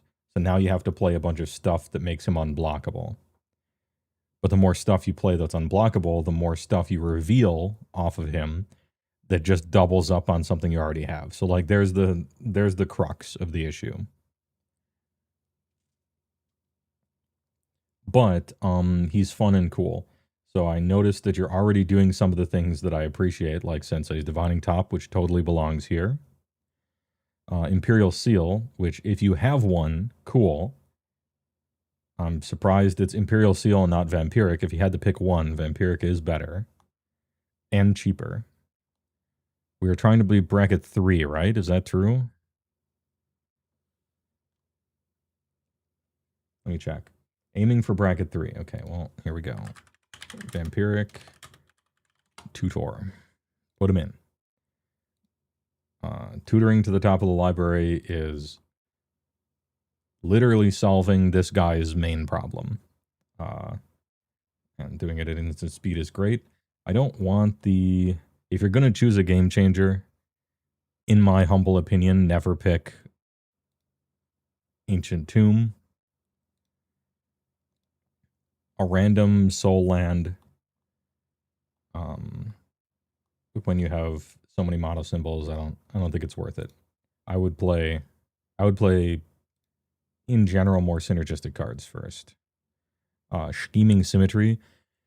Scheming Symmetry is good if you're winning immediately. I don't know if I like it if you're not trying to win immediately. And since you're bracket 3, you're probably not trying to win immediately with the first reveal, you know? Who searches first with... I mean, Wishclaw Talisman maybe. Wait, does that put it on top or does that put it in the hand? It might put it in the hand.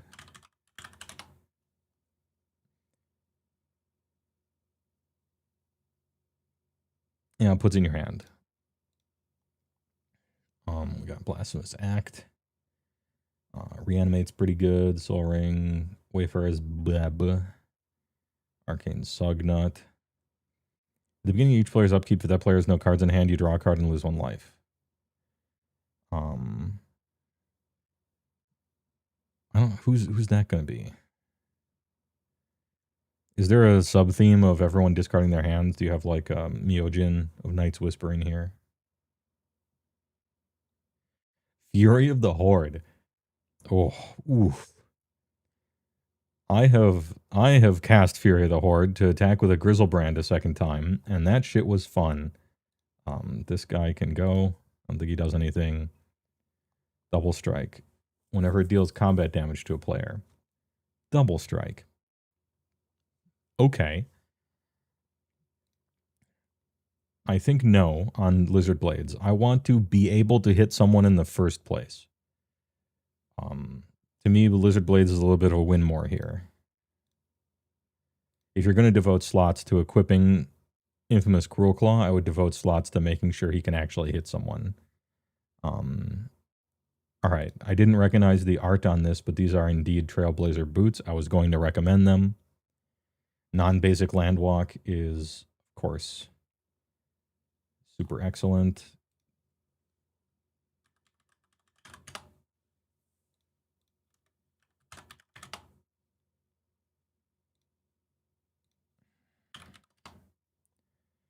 It's from the Assassin's Set. Brotherhood Regalia is another I would recommend. I would just put a bunch of cards in that essentially say you can't block this guy.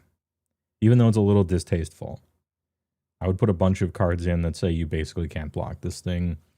Ward 2 is an assassin addition to other types and can't be blocked. Trailblazer boots, of course, can't be blocked.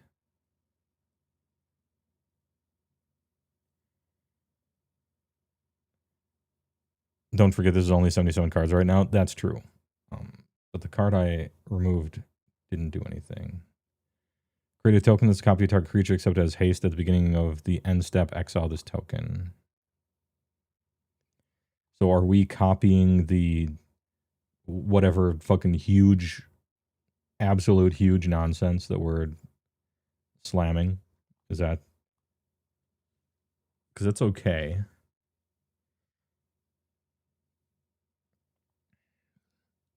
Kind of like just slamming, just putting more bigs in, perhaps.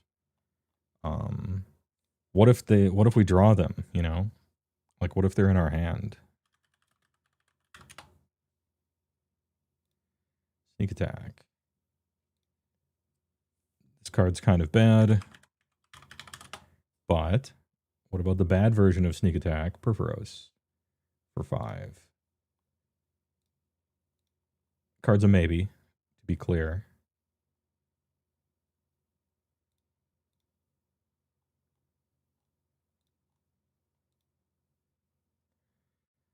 Tanuk Tung for sneaking. Wait, we just get to keep this card. Why are we sacrificing it? If we just get to keep the huge crap, why don't we put in like Bahamut and stuff? And then we just have a Bahamut and then we're cool. Do we need to sacrifice our guys? Good job, King. Why don't we just have a huge fucking board, right? Must we sacrifice them? Unless that's part of the theme. It kind of is, as I'm reading it here. Cheating out big monsters. And then using black to cheat the monsters discarded with the commander back out onto the graveyard. Does he cast? You cast it by discarding a card. So we do get the cast triggers. So that means we can have fun. We can cascade. Ortmandius thinks of the tier 1 for 23. 23 big ones. Need to work on my decks for Adepticon. Still time for shipping. We will see. SJ, please, no stifle. No stifle Reno.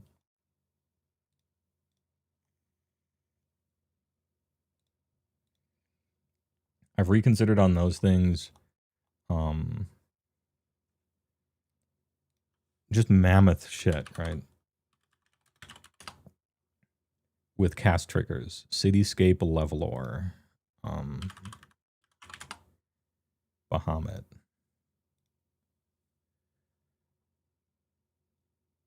What's that cascade? The good cascade card.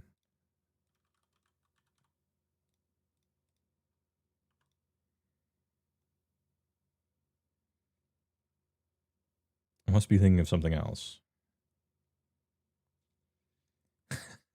Maelstrom Colossus. I don't know if we want to cascade.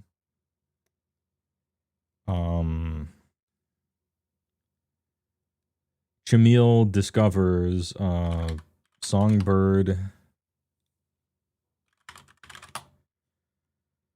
Sorry, Sunbird's Invocation. When you cast a spell from your hand. Oh, from your hand.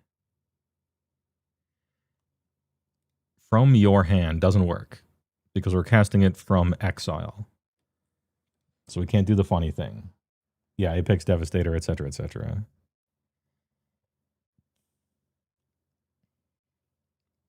Copying non-legendary with the after this phase there's additional combat to get his effect to trigger again. That makes sense. Mirror March for funsies. Bahamut is not a legend. Cityscape Leveler is not a legend. I'm trying to choose non-legends so that we can do funny copy things with them. With our seeming sub-theme of multiple combat, huge crap. Sunbird is not funny, it's traumatizing. Well, you know, I mean, fun for me, not for thee, that kind of thing. Temple of False God removed. We're at 79. Could afford some more artifact mana, probably, and some more ways to let Infamous Cruel Claw actually hit people. So what do we want? How many can't be blocked even exist? I know Whisper Silk Cloak is another one. Even though it's a touch expensive, you have to pay 3 and then 2 to suit it up.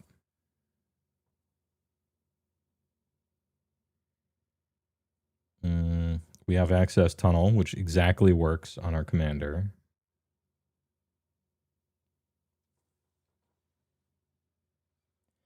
Apocalypse Runner is cool. It does target. There's a Voltaic Key that makes something unblockable for 3, I think. If we go a little more into artifacts, we could afford to run it probably.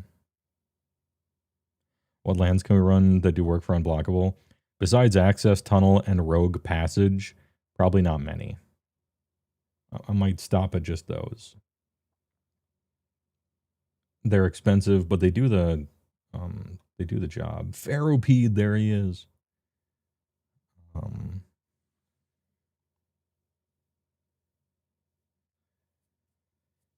Discard a card. Target creature can't be blocked this turn. I'm not trying to discard cards. Hot Soup is a maybe. Manifold Key is the one I was thinking of. Psychic Paper for sure. Prowler's Helm. I'm just putting them all in and we'll figure out what the right number of them is after a few plays. But I'm thinking like minimum 9. That sounds like a lot, and it probably is, but we just really want to have them.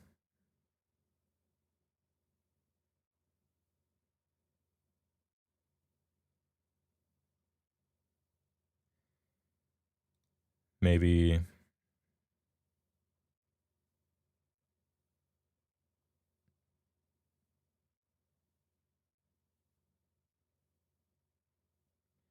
can't be blocked by walls until end of turn. Oh shit.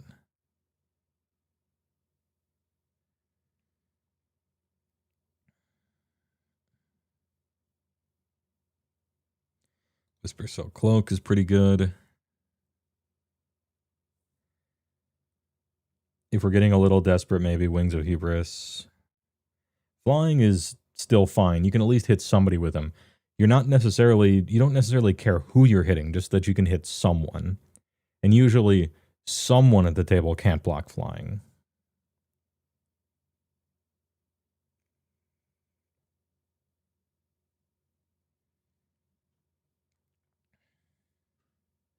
The horseman ships.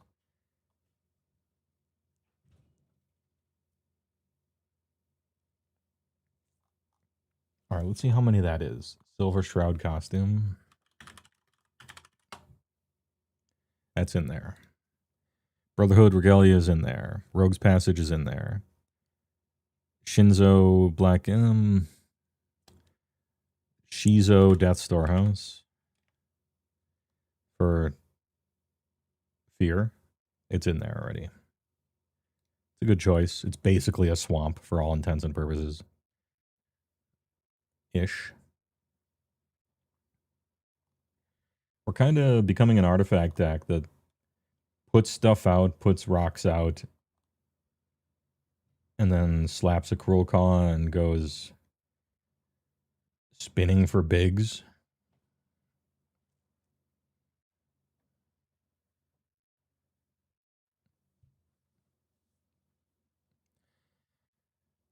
Horseman Ship sounds like a subgenre of Umamamuse fanfic. Hell yeah. Oh, it's Saturni.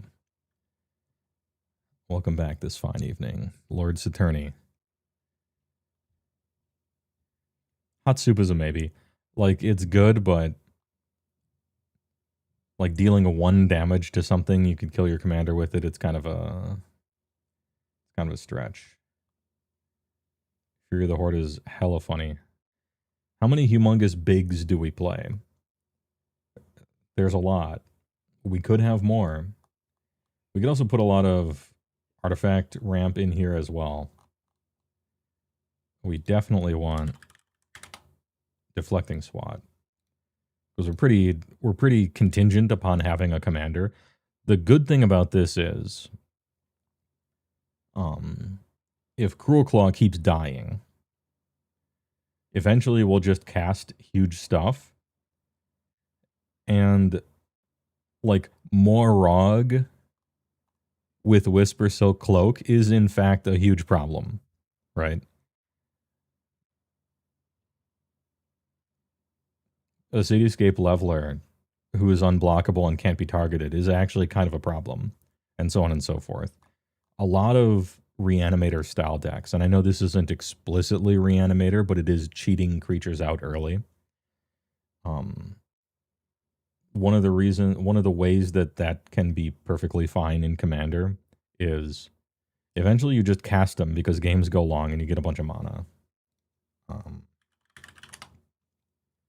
Just a bit, just a touch. Felwar Stone.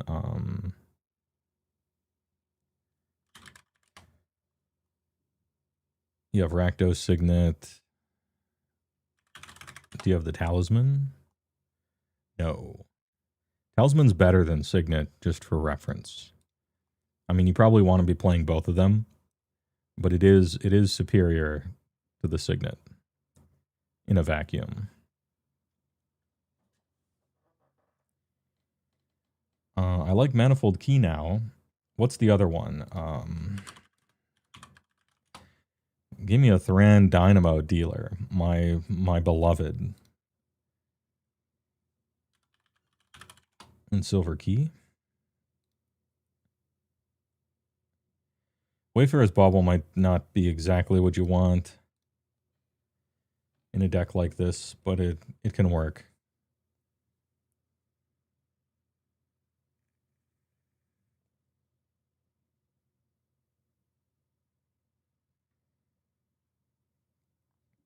The thing I like about Moonsilver Key, you search for an artifact with a mana ability or a basic land. And so you get to find your Thran Dynamo if you want. Unfortunately, you can't find Manifold Key with it. But what's our land situation like? Every land that enters tapped shall be exiled from the kingdom. Gone. Gone. Gone. Gone. Cabal Coffers can stay. Gone. Gone. Maybe. Gone. Gone.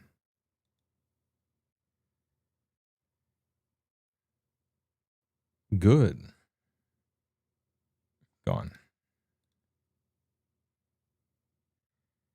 Good. Okay. We can put some more stuff in. Gilded Lotus. Maybe. If I were to add one more, like a big artifact mana, I would do the 1 for 7 probably. But I'm not sure if that's... we might be sticking our neck out too much. I can never remember the name of it. Chromatic Orrery. You can weave it in if you have 2 extra mana.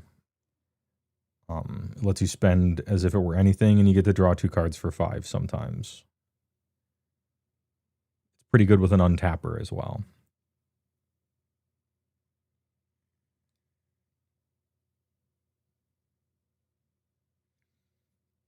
Calder Complete is funny. Endstone is funny. Chroma's Memorial is funny. Here, let's get some land.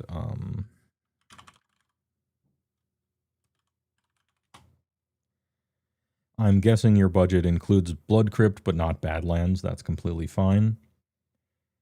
1 land can enter tapped pretty much in the whole deck. We're safe there. And that's Raucous Theater. It surveils 1. You can put a card in your graveyard. If a land isn't coming up, it has the types.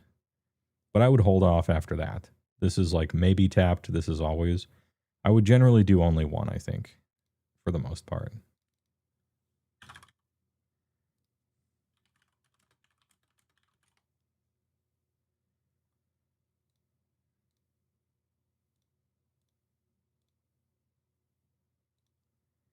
All right.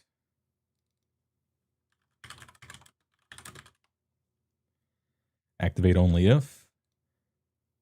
Brand new one from the race car set. Sorry, not the race car set. The second half of them were from the race car set. The first half of them were from the VHS set. Pathway is pretty decent. Very okay. Used to be a cheap alternative. Please reprint these wizards. Holy shit. Costs as much of as a 2 of them for a fetch land. Pain lands are decent. What is that? Sulphurous Springs with the chillin' little guy on it. It's already in there. But we do want to use the Ice Age print. Where is it? With a little dude chillin', depending.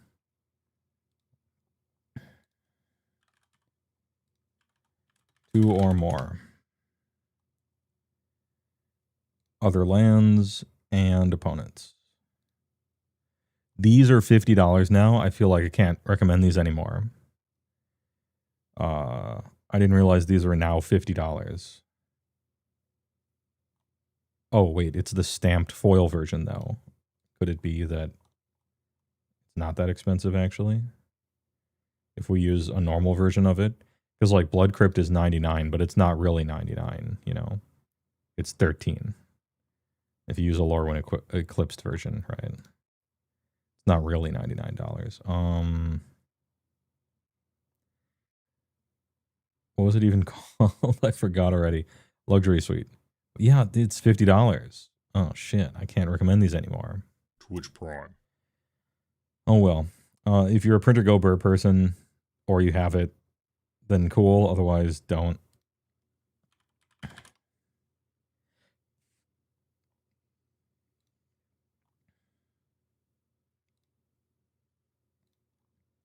I guess that is a full art version, to be fair.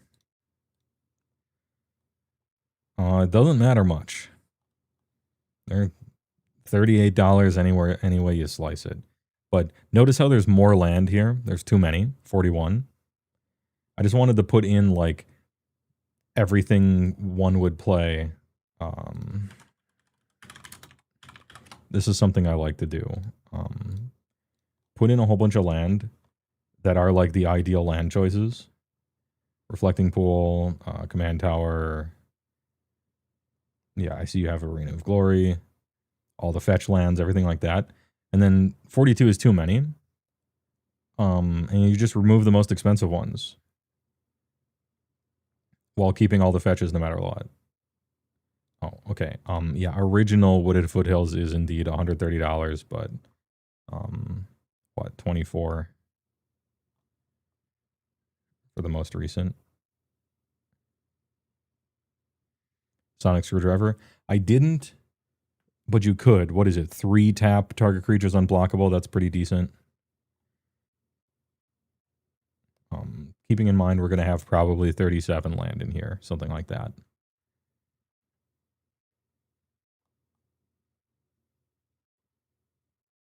How many? 20-minute mark, did you say? All right. I'll wrap it up.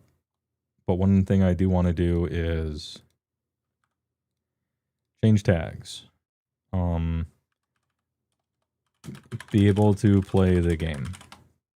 That's our tag. Be able to play the game means we can hit someone with Infamous Cruel Claw. Psychic Paper. Manifold Key. Oh yeah, it's Shift T to add the last one. Prowler's Helm. Trailblazer Boots. Whisper Silk Cloak. Silver Shroud Costume. Wings of Hubris. The Absolute Hube. Access Tunnel technically. Rogue's Passage technically.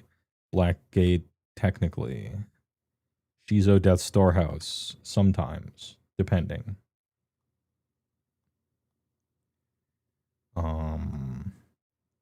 Anything we're missing? So about 12.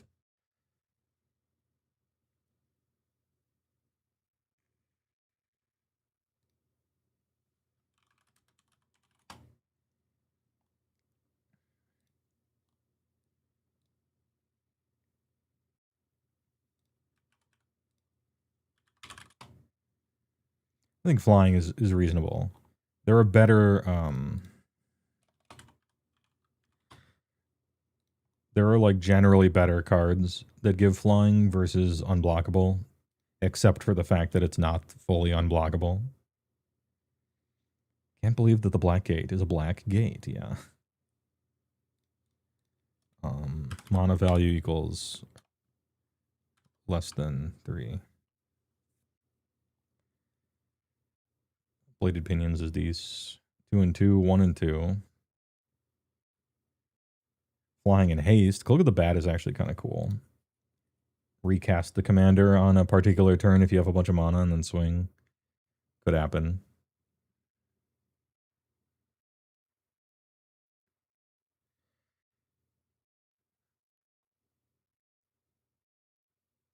We could do the flying in haste angle, or we could do the cheapest angle like Cliff Haven Kite Sail. Anyway, this is probably a few too many now. Bing, bong, bing, bong. 16 is probably a lot. We don't need quite this many. Now that we have Urborg, Filth is a consideration. You're right. Anger's already in here. We don't really have a discard outlet except for casting something. And once we're casting something, it means we've already hit. Which means we don't need the Filth. Anyway, you can get rid of probably 5 of these. Whatever your least favorite 5 are. Have some artifacts and stuff. There isn't a terrifically large amount of draw in this deck, which I would like to solve as well.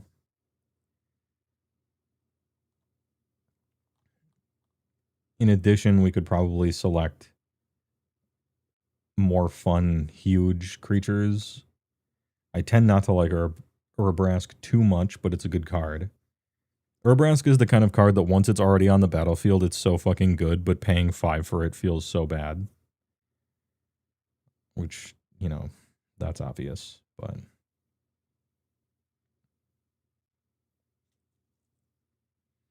Creature cards in all graveyards. No. When sex a creature with the greatest power, you gain life equal to the greatest power among creature sacrifices this way. He's just huge. With a Matt Nass, and you can pay 8 life. Nah.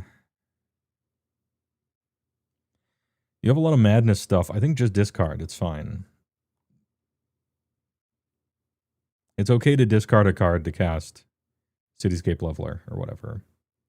And we'll reanimate stuff or bring it back into our hand. Impossible huge creatures. Valgavoth is good, yeah.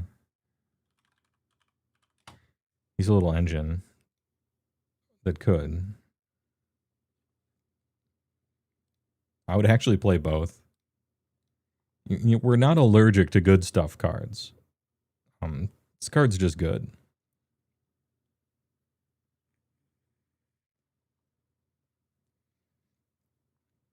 We do want to keep it to mostly non-legends so that some of the duplicate stuff can happen.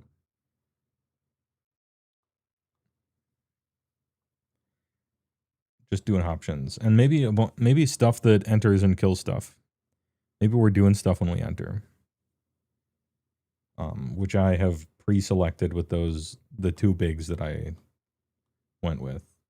Bahamut kills something when it enters. Cityscape Leveler kills something when it enters.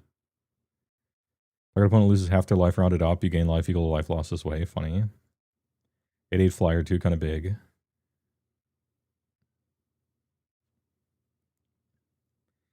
My other recommendation is to, if you ever need to find room for anything, like more big creatures, more draw specifically, I would always drop the madness cards first.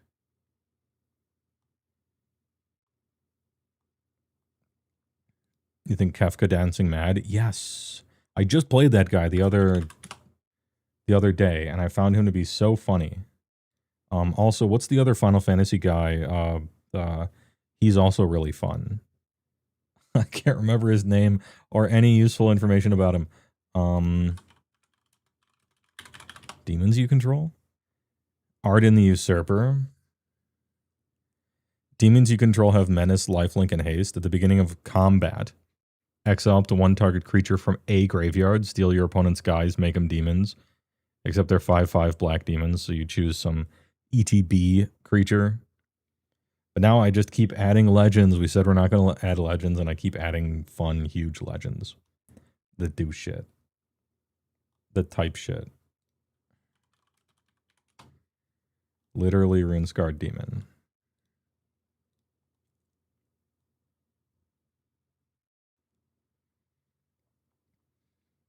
We passed the 30-minute mark and we're hitting the 35-minute mark. Burning Rune Demon is also fun. Unstoppable Slasher is also fun. Pointing out Kefka Dancing Mad for those unaware. This guy is liquid fun. 6/6 for 7. During your turn, he has Indestructible. At the beginning of your end step, exile a card at random from each opponent's graveyard, and you just get to cast all of them for free. And then they lose life equal to the mana value of that.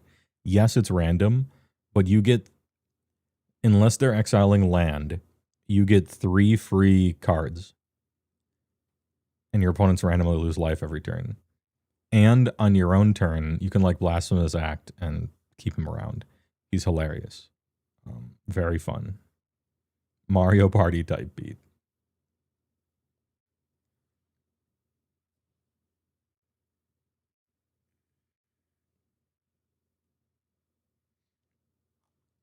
As far as the ratios of huge crap, this is probably a decent ratio. This is a lot of very expensive things. Revolutionist. This is Anarchist for 1 more. I think this could be a fun deck. I don't know if we want bigger Anarchist, exactly. Ideally, we're going to be discarding lands. We got to add like 1 million draw, okay? I'm just going to start removing cards and fill the rest up with draw.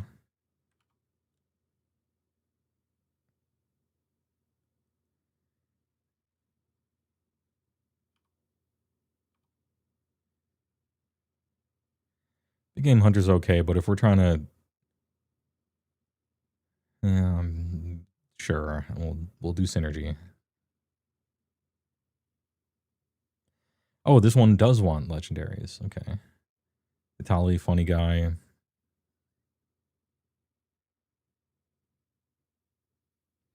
Whenever an attacking creature you control or blocking creature an opponent controls dies, make a zombie. Return it from your graveyard to the battlefield tapped.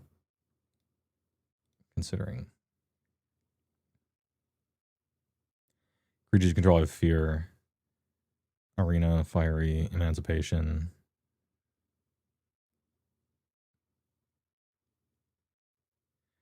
Savage Beating. Savage Beating. We could play a double damage creature instead of a triple damage enchantment. Like maybe that's better.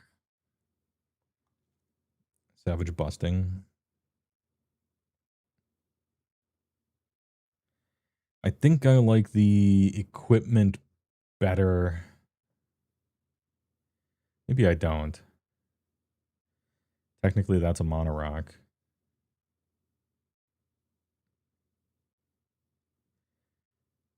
I think the Flying and Haste is worth.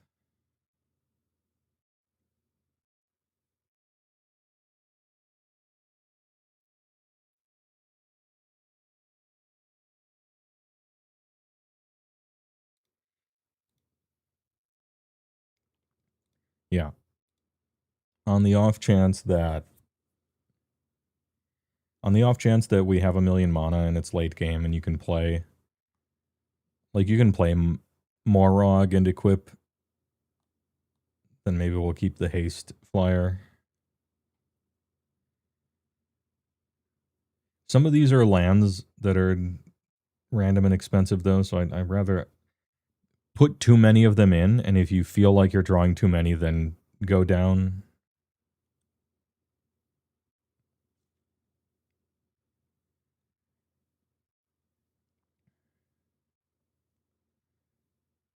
Anger being in the graveyard is kind of good. Urabrask is kind of good.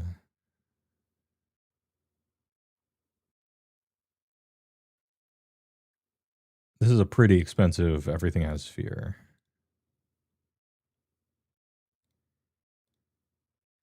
Triple Dammy. You can cast the spell only during your turn and only during combat, which means when you flip it over with your commander, you're not... oh, you can cast it. Never mind. I was about to say you can't. But you can do it. So I think we do keep it. I was about to drop. All right, so now we have 5 more, and we can put 5 cards that draw cards in, because we really need the draw cards.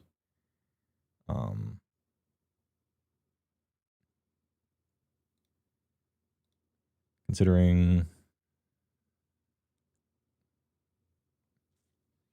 Man, we're going for the fucking big hit.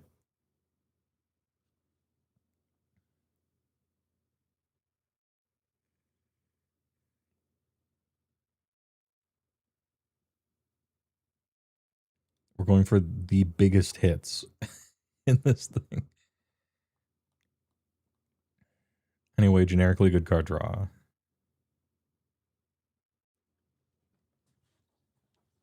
Combustible Gear Hulk. I would rather not give my opponent the choice, but you could kill someone that way. Anyone running Combustible Gear Hulk is probably running a mana curve that looks like a table. But never mind, I added enough. Like, there's a lot of big stuff, and so people might... I don't want to give my opponent the choice, I just want to draw a million cards. So, at the risk of now doubling the time of 20 minutes, put 6 card draw spells in. Do we want cards like Knight's Whisper and Sign in Blood? Or do we want cards like Stinging Study and Necropotence and stuff? How many game changers do we have? 2? We can have 1 more. Is there a card that tutors and puts something on the top?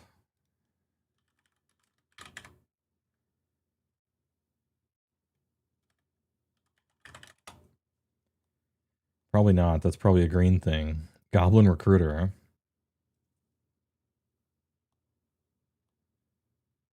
I mean, we could play like really expensive version like Liliana for 5.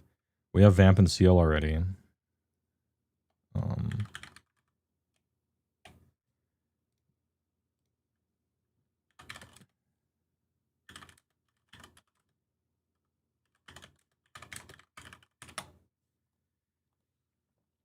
Oh, yeah. Insatiable Avarice. Aha. I knew I was forgetting something. Also, Cruel Tutor. There we go. There's also a dude when he attacks. You can boast for 2 to do it. He has Death Touch. Like, that's a maybe, that guy.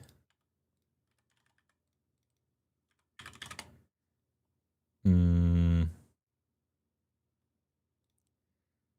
stupid version of him with like a paused YouTube video picture on it. Look at this shit.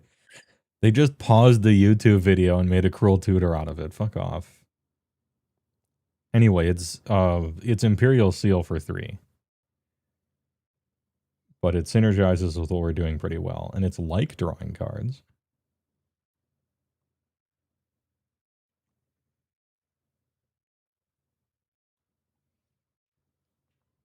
What was the other one that I just added? Insatiable Avarice.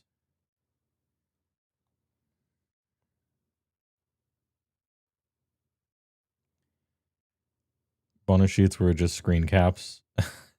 It wraps around to being funny, I think. Like, it's so bad and so lazy that it is actually funny. Give me that Kaldheim treatment. This guy has boast. Target player searches the library for a card, shuffles, puts it on top. So this is bad because he has to attack to do it. And he has Death Touch, but he might just die. And it's also bad because notice how it says target player. That's bad because someone someday is going to deflecting swat that tutor, and it's going to be so good. But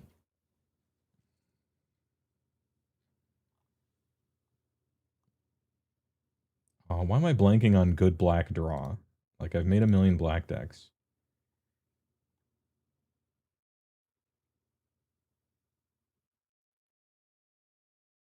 I'm trying not to play Necropotence. Or like complete combo, or the table thinks you're going to combo so they kill you stuff like Bolas' Citadel.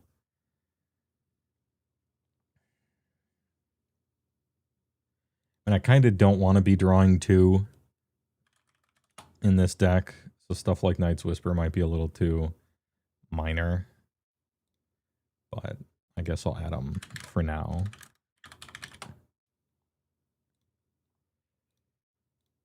Just to draw some kind of cards. Maybe a creature that enters and draws you cards, right?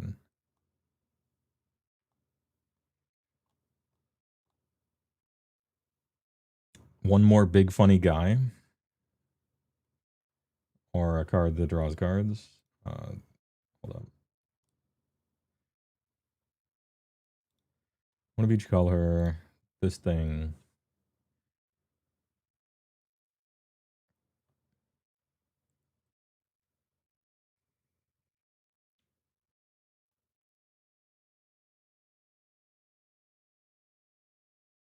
Oh, yeah, that's fine. Read the bones. You dig 4 deep to draw what you want.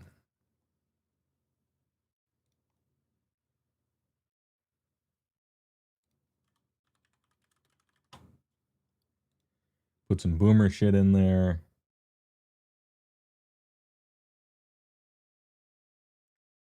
Your commander is too well priced to make Stinging Study worth playing.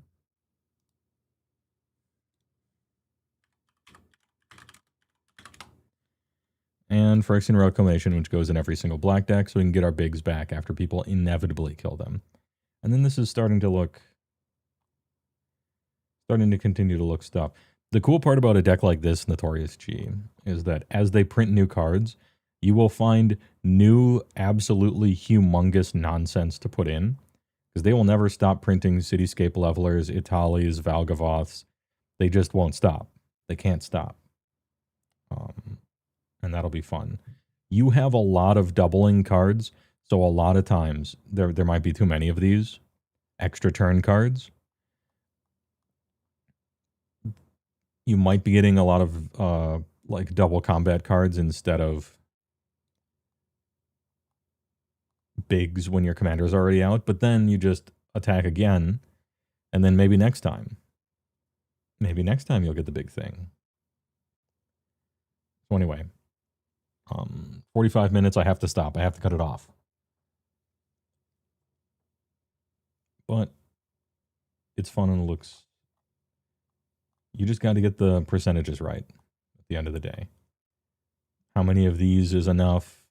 How many bigs is enough? How many extra turns, or not extra turns, but extra combats? Like, are you planning on swinging once and then next time swinging 7 times and everyone's dead in bracket 3? Maybe a bit much. It's going to be very variant. If it ends up being people are too afraid of it, drop a bunch of the extra combats and put in more huge crap. If it has to go that direction. Anyway, good shit. Probably needs more draw as well. But we have a lot of tutor, which is kind of like draw. Hey, all right. Next.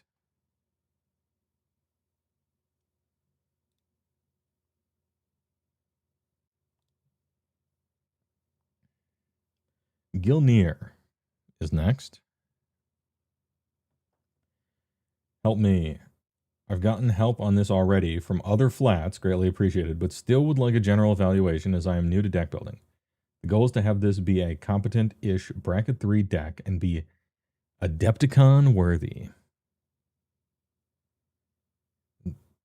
So many people are building Rakdos decks. Rakdos decks are hard to make correctly, so it's no surprise that I've looked at 4 Rakdos decks today. They're hard to build correctly. Starting point of the deck is very top down in terms of, oh hey neat, there's a Karlach card, I like Rakdos, Cultist of the Absolute is cool. Deck has very much evolved from there and tried to get more focused as you strip down distracting elements. Kind of boiled things down to big swings, multi-combats, and fodder generation for cultist sacrifice targets. From here, the advice hoped for is further optimization. There's a way to slot in more fun cards like Rev Knuckles, Cruel Claw, and funny deck name ideas. Okay.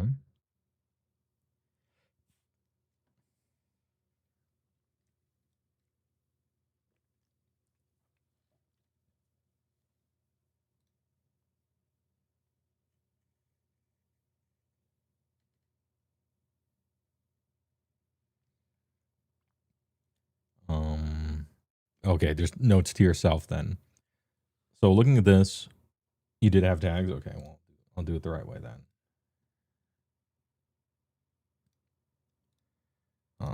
Duplicate, including tags. Ah, perfect. I'll look at it the normal way first. First things first. Gotta have etched, okay? Gotta have etched for both of them. Both of them or none of them. Big Etcher, MC. Whenever you attack for this first combat phase of the turn, untap all attacking creatures, gain first strike. After this phase, there's an additional combat phase. And you get to choose a background, and we've chosen Cultist of the Absolute. Commander creatures you own get 3/3 and have flying, death touch, ward, pay 3 life, and at the beginning of your upkeep, sack a creature. So I think I talked to you on Discord, and I recommended some things to think about there, which no doubt have been applied here in some ways. Not color identity, mono value, thank you. And I think my recommendation was Cultist of the Absolute, pretend it's giant growth. Like, we're not playing Cultist of the Absolute turn 1. Because you would have to build the deck as this kind of awful black-red token thing that wants to sacrifice stuff and keep Karlach out forever. And I don't think how aggro you want to be supports that. I think what you want to do is get Karlach out, and then on the crucial turn where you need to have her get flying, you cast Giant Growth of the Absolute. Just as a play it, and then swing with a flying Karlach. And then after that, there's going to be a few combats. You'll probably have a few extra creatures. We'll figure it out. That kind of thing. And if Karlach has haste, then that could solve it too. But I think that's a little more the strat. There will be situations where you have a Cultist of the Absolute out, and you kind of wish it wasn't out. Because you killed somebody, you're only playing against 2 opponents now. Somebody cast Damnation and killed everything. And you have this Cultist of the Absolute out, and you're like, well, I could play Karlach and pass the turn, and then she just dies. Or, what do I do? You know, and so it might trap you sometimes.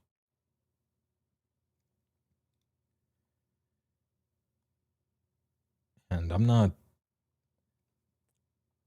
Any of the ways I could think to get out from under that would warp the deck a lot.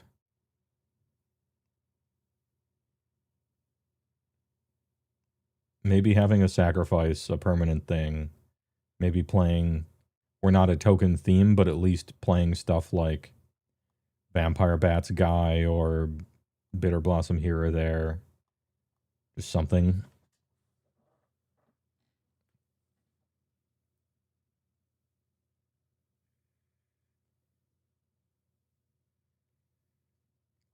MCXL is way late, so his deck ain't getting seen. You got a Jet. Is deck tech set night, Saturni Rose? No. I tried it once before, and this is like the second test, and I'm seeing if people like it and if I'm any good at it.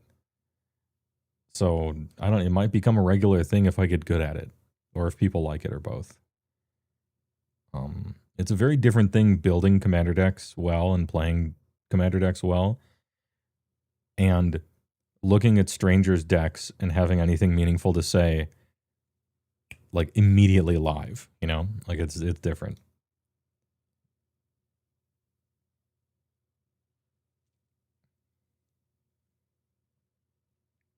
Anyway, keeping an eye out for it. So we got Bolt Bend. We're Bolt Bending. Oh, what bracket is this? I don't think you said. Maybe you did say.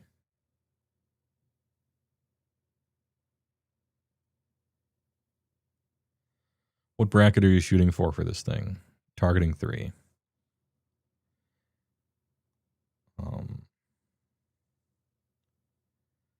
Deflecting SWAT is the most fun you can have, as long as it works.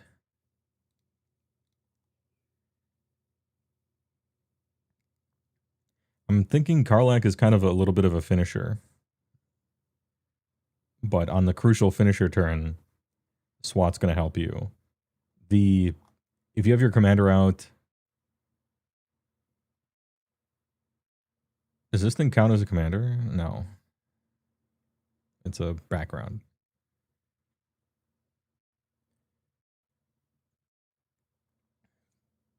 I don't think the background counts. Does it?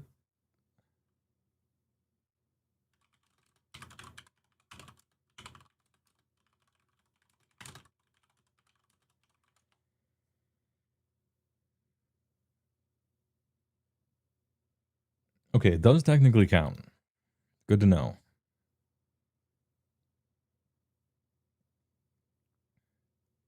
Because there's the Black Exile 1 for 4, but we don't want to play it early anyway. Maybe we want to...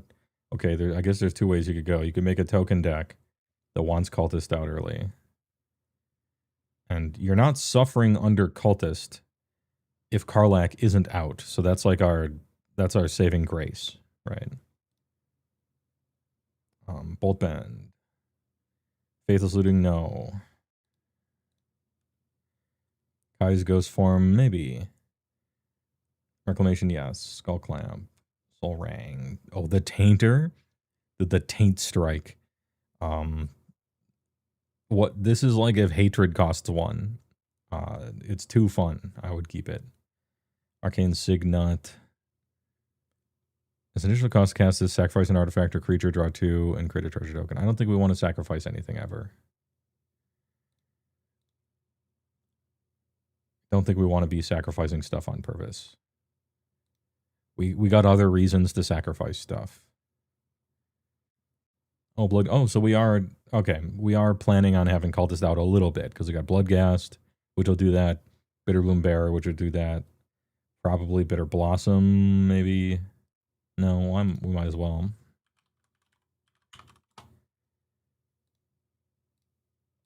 These cards like Bitterbloom Tender and Bitter Blossom are good. They make equipment a little more tempting for a deck like this. I see you have Bitter Thorn to search for stuff and ramp. Yeah, I see you have sort of the Animist to search for stuff and ramp.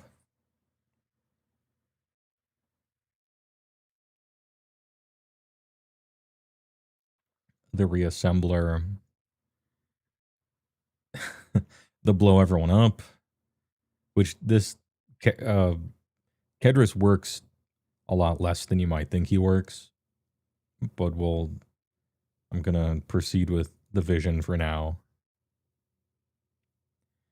Beginning of your end step, if you control no creatures with Decayed, create a Decayed so that you can sack it, sure. Okay, so we really are doing that. We really are playing a decent amount of stuff to sacrifice every once in a while. Yeah, it doesn't count as commander damage, but it's still damage. Which is pretty good. The Doppler effect. Do we have the Snake Lady? Since we're in so many of these, we do have the Snake Lady. Although, I have to correct the art. My Lady, much better. So we have a lot of Tokis. In which case, kind of nice. Felwar Stone Talisman. Knight's Whippler.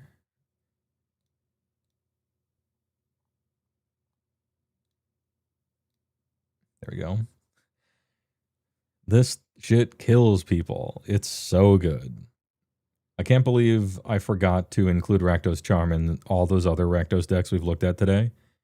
Put a pin on this. Put Rakdos Charm in all of them. Really good against Avenger of Zendikar. Kill the table. In response, kill you. Blasting token players.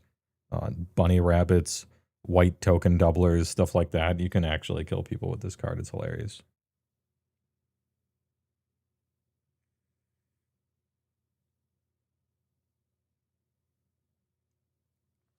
So we're playing a lot of little stuff. None of this stuff really wants to attack profitably, which is the downside. All of these things really just enable us to have Cultist out and maybe hold equipment sometimes. So there's a lot of stuff in the deck that kind of isn't doing anything, which is a concern for such an aggro deck. Are we trying to do are we doing hammer time or aggro?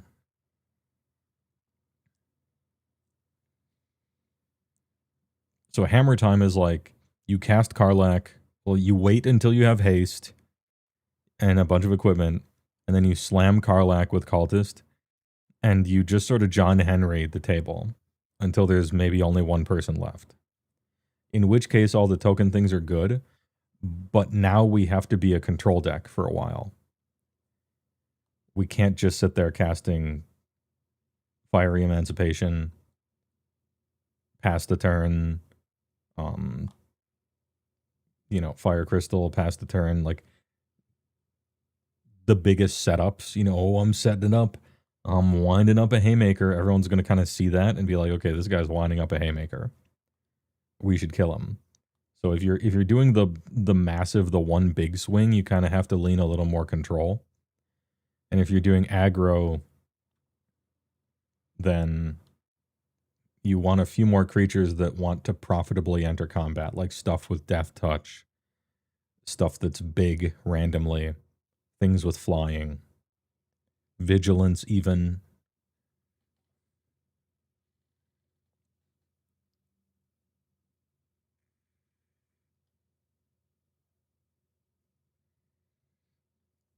Deck's a good candidate for cutting the 2 Mana Rocks. I mean, it has 3 Mana Rocks, I guess 4. It has a few Mana Rocks, but what are you exactly ramping into? If you're trying to do the setup for the big hit, I would keep the Mana Rocks. If you're trying to do aggro, I might drop them and just curve out on aggressive creatures your opponents don't want to die or kill.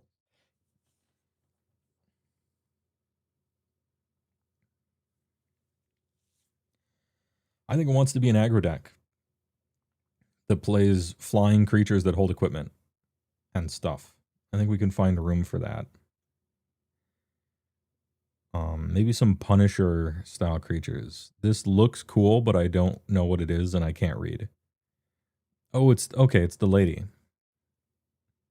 Yeah, the thrice reborn. Okay, so as a treat, we can have a few triplers. Sure. 9 lives familiar, yeah. How many lands do we have? 35.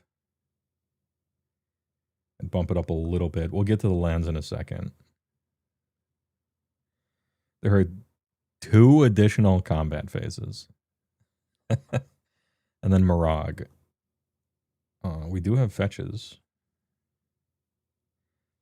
Bloodthirster. This is Ancient Coppler, right? Yeah, the Copter. Tally, no. If the creature card was put into your graveyard from anywhere, whenever this creature dies, deals 1 damage to any target.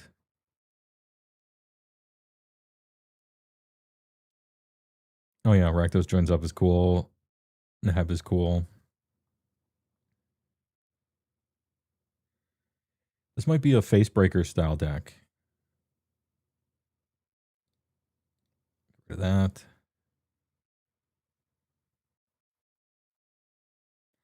Italia's a treat. I can put it back in if you want.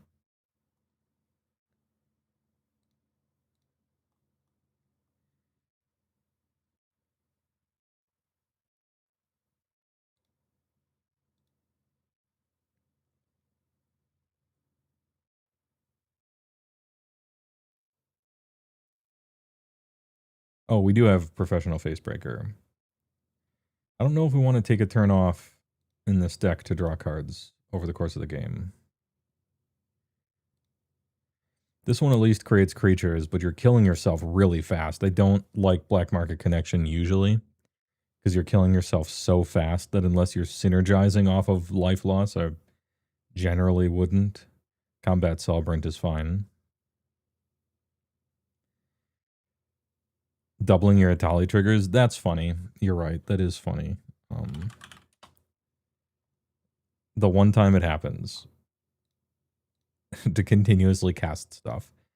And then potentially if those creatures have haste, we really do want haste. How many hastes do we have? Oh,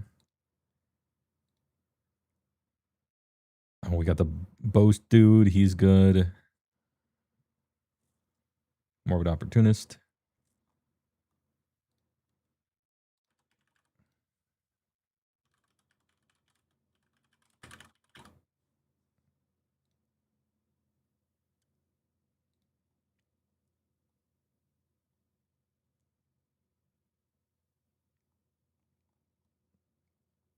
What is the name of that man? Mayhem Devil.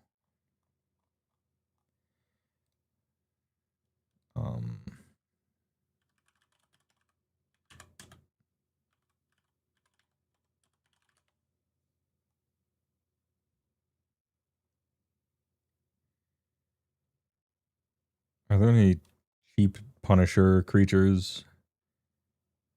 You know, Mogmaniac style guys, maybe?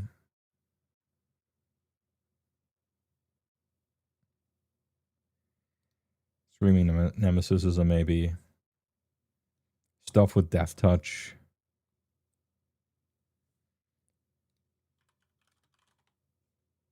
Grim Hireling's already in there.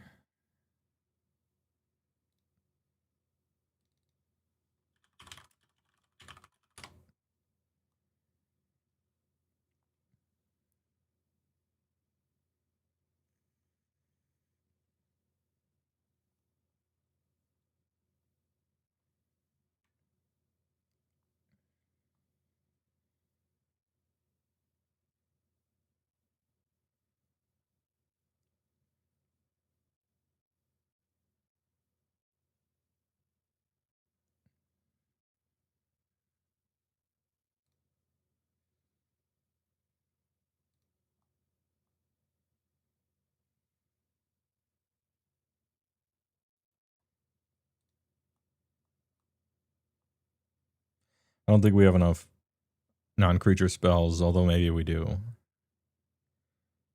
Bloodthirsty Conqueror. This guy's actually just a good creature. He is $50.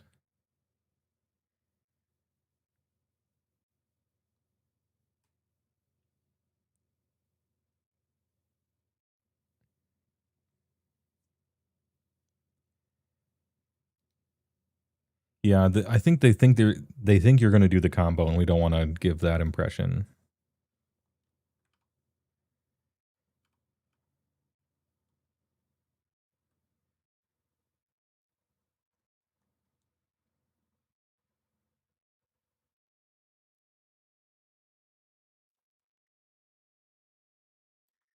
What's our top end look like? 1,000,000 extra combats with landfall, 2 extra combats, triple damage, Itali fun time, singular extra combat stuff sometimes, but it can't attack too many people. 1,000,000 babies. Then we have reanimate, and they think you're going to do the scary thing. Can we capitalize on Neheb really, or is this just like an afflict thing? Myriad would be funny. Oh, we have aggravated assault in here. I didn't notice it. Yeah, okay. Are we trying to do aggravated assault combos? Should we put in the Reaver Cleaver, stuff like that? Sort of feast and famine?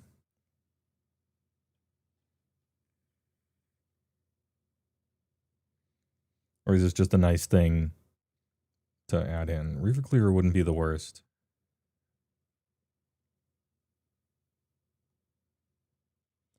You could also go with attack triggers too.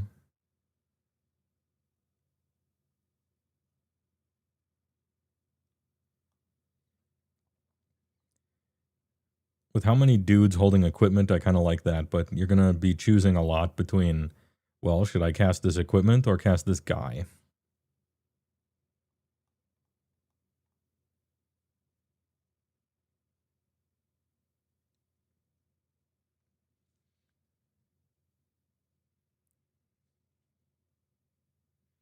Yeah, I mean, there's infinite equipment you could be adding.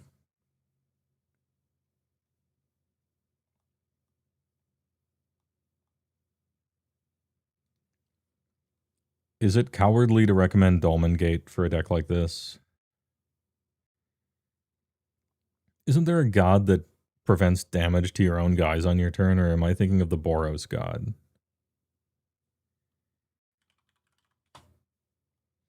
So Dolmen Gate prevents all combat damage to be dealt to attacking creatures you control. It's actually very nice for aggro. Because you want to be just swanging. And your opponent's guys are going to inevitably be bigger than yours. Sometimes very quickly. And anything that can help out with that.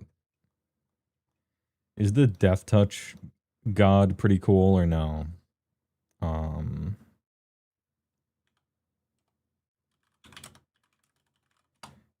I can't remember how expensive he is. 6 for archetype of finality.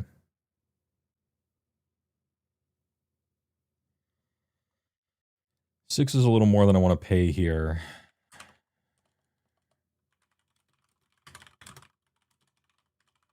Is there some other creature that does this? Minotaurs you control have, multicolored creatures you control have. And this guy who's also 6, but 1 less for each creature in your party.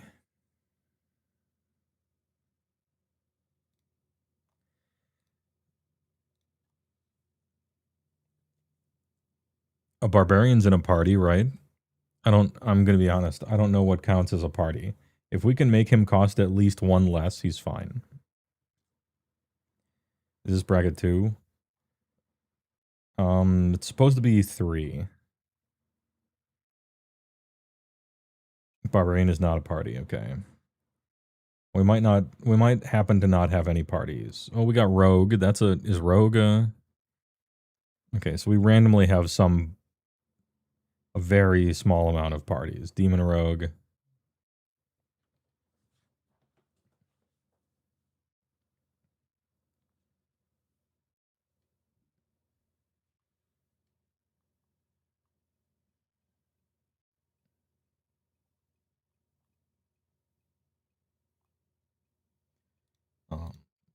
Change it to the weird ladies.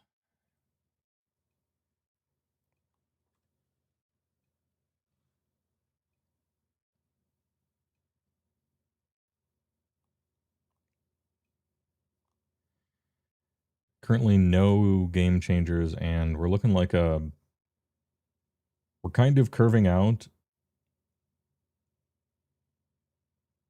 We're playing just a bunch of little guys. We get absolutely smoked by wrath effects. And we're looking to draw a very specific few cards to be able to punch through our big opponent's stuff.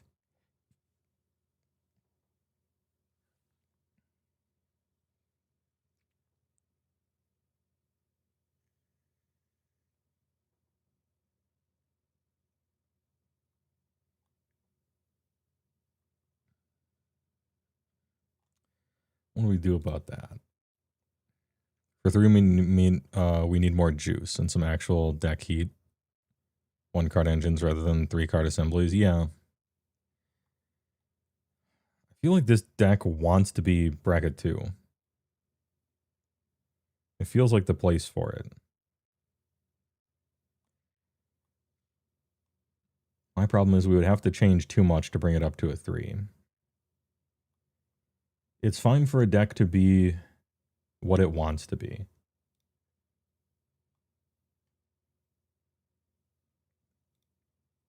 What would we do with it if it wanted to be 3? How different would it look?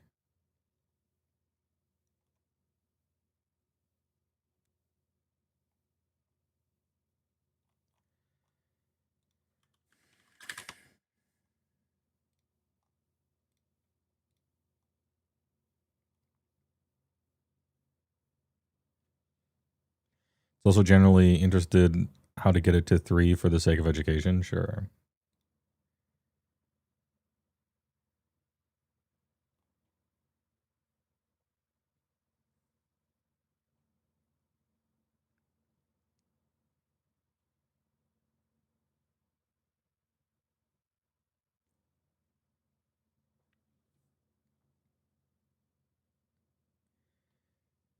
I think what you do with it if you wanted it to go to 3 is it would become, I think it would probably become the big swing with it. A little more Rakdos like pain and control. More card draw, more discarding of the opponent's stuff, more removal. Sweepers and stuff. The fact that you just kind of slammer and swing and get as many. Yeah, you get 2 attack phases with her, but then get a few more with something else. Probably give up on the early game. Give up on the early game, sort of blow everything up, and then play only quasi-punishment creatures. Grave Pact stuff. You're already making tokens and kind of sacrificing them, and so a slight shift into aristocrats. Aristocrats with like a big finish might be a way that I would do it. Now, everyone will hate you, but that's on their life to fix. Sire of Insanity. Just dump your hand first.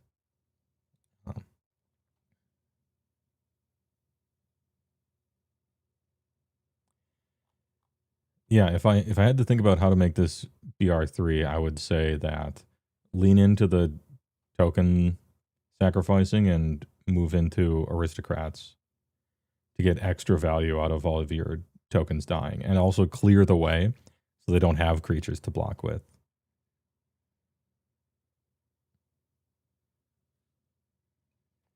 Earlier iterations did have some aristocrat elements, but it felt a bit distracted. Yeah, Edict and Altar combos.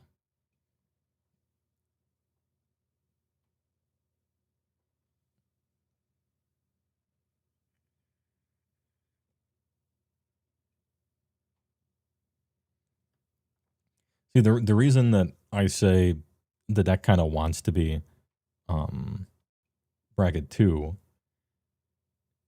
is that enough would change bringing it to 3 and making it more aristocrat-y that your commander choice starts to look suspect at that point. It's like, if I'm making an aristocrats deck with a bunch of little combos and sacrifice this and Grave Pact and all that, how come I'm playing with a Giant Growth and Karlach?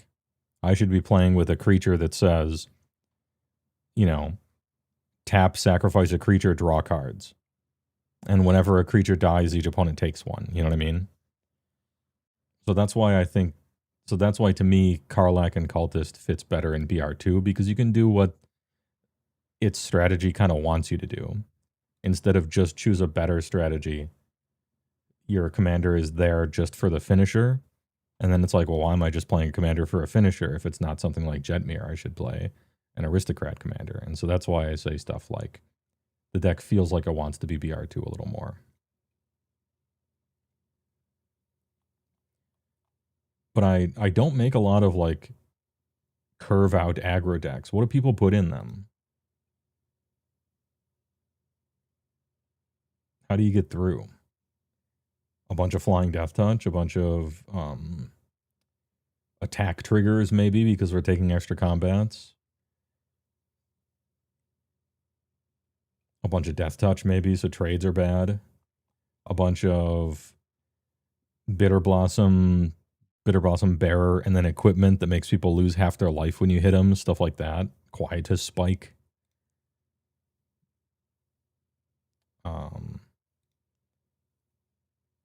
What's that? Demon and or enchantment that where it's like whenever a creature dies, an opponent loses life equal to the cards in their hand, stuff like that.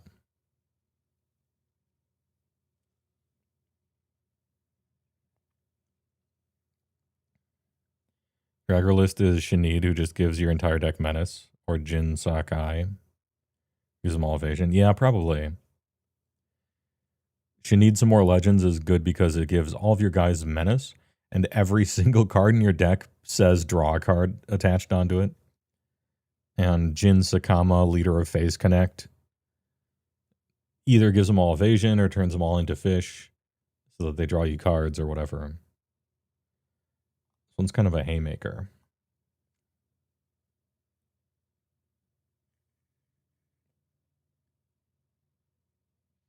John Buckeye, that's good too. You're aware of Dictator of Erebos, you just weren't tracking what Edict. Oh, so long ago there was a card called Diabolic Edict. And it's 2 mana instant, target player sacks a creature. And so every target player sacks a creature effect, even if it's on an enchantment, is now called an Edict effect because of that. Sort of like how the first Flicker effect was the card Flicker from Urza, and it exiled a creature and returned it. And so that's called a Flicker effect. And then people changed the name for no reason later. I can't remember what they call it now. What do they call Flicker now? Where you exile something and return it? Blink, yeah, they call it Blink now. But they're wrong to do it because it should be called Flicker because that's the etymology of it. The first Flicker card was called Flicker. I don't know why they call it Blink. Some other ones are like Planeswalker decks are called Super Friends. It ain't called Blink Wisp. The old Magic Blanc. Okay, so we're 25 minutes in. I think this is a little more cleaned up. Do you want to quickly see what it looks like if things changed? I didn't change too much. We just talked a lot.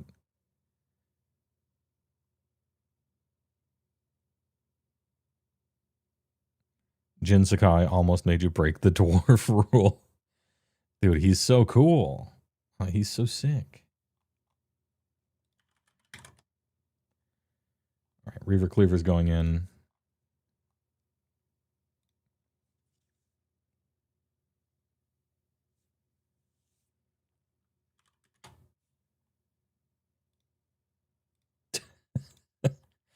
You didn't see me do that. Nobody saw that.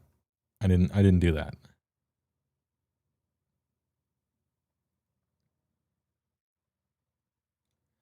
That'll never happen. So what? Nothing. Don't worry about it. I didn't just put hex in here. No one would do such a thing.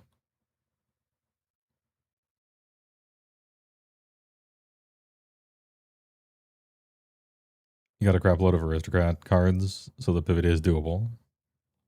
How does this play? Oof, double colorless land. Ouch. The pain. Also colorless land. That's right, we haven't looked at the land yet. I'm not just saying this because it was in my first few opening hands, but you're running too many colorless lands.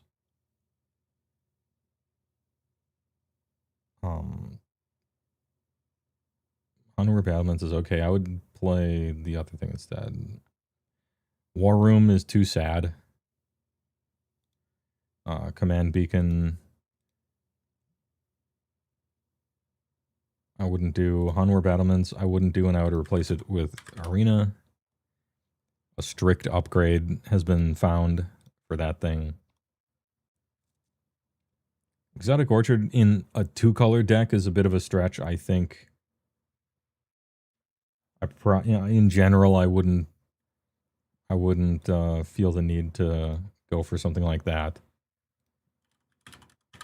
I would play with something like Reflecting Pull instead, which you already are. Are you running Pathway? You are. I don't think it's super needed.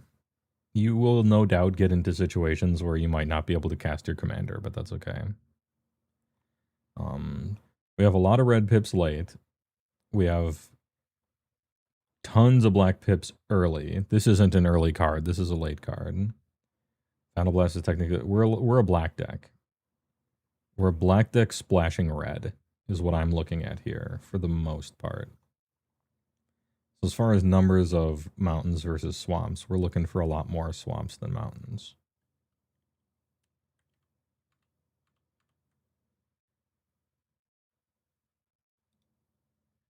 How come I added 4 swamps and it didn't do anything? Okay, there we go. It's on a delay. Refresh.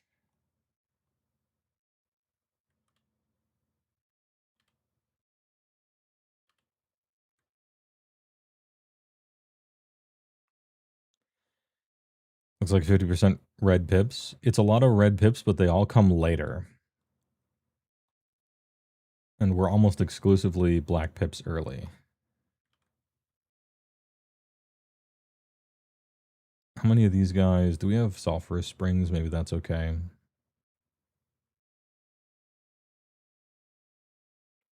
Might be slow because you got a lot of cards in considering. I've seen more. I've seen more. I've seen way more ridiculous considering piles. Don't feel bad. Smoldering Marsh is in there. You may have plenty of basics.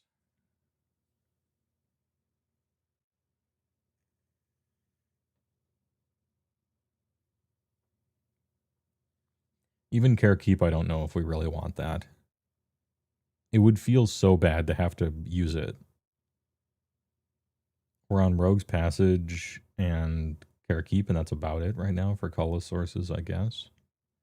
40 minutes? No? Okay. What's his play like?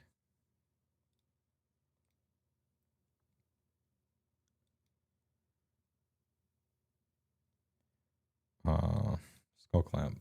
Starting off strong.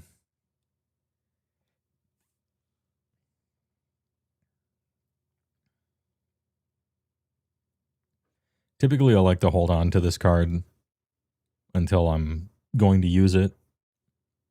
But for the sake of just playing, I'll play it out. Put out my boy. Next turn, make a treasure token and draw a card and make a 3/2. Happen to not draw any creatures, even though the entire deck is creatures. That's unfortunate for this particular hand. I guess we have a 3/2 that we can suit up with Skull Clamp. Hey, all right. And then Rising of the Day.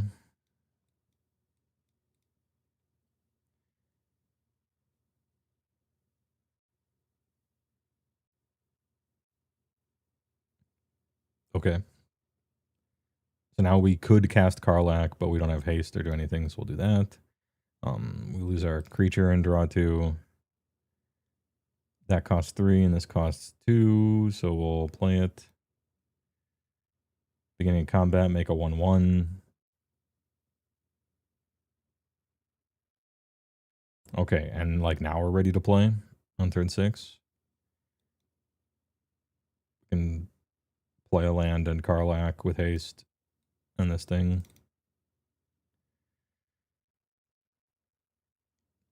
That's 16 commander in the air. That's kind of cool. Actually, it's more. +1.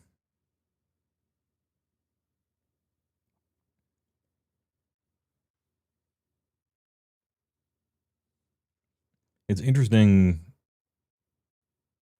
Or what is that? What did I say? I think I said it wrong. 5, 6, 7, 8, 9. So 18 commander. Maybe we do blast with this.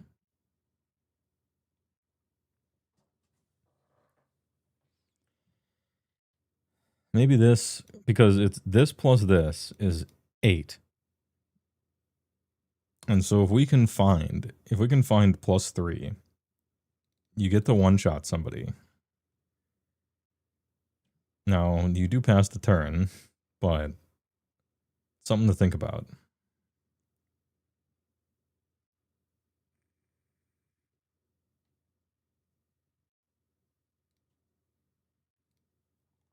We happen to not draw any creatures at all.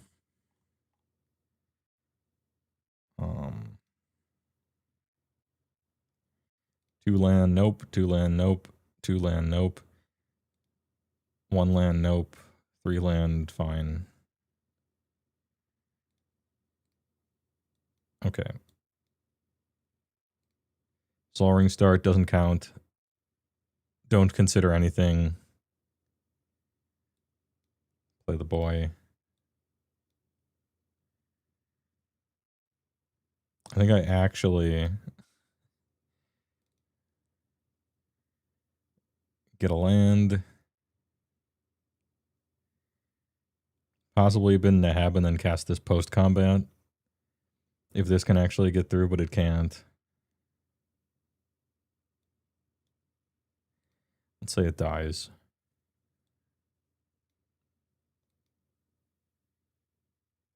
Dude, I like the idea. I like the idea and the feeling of just casting these two.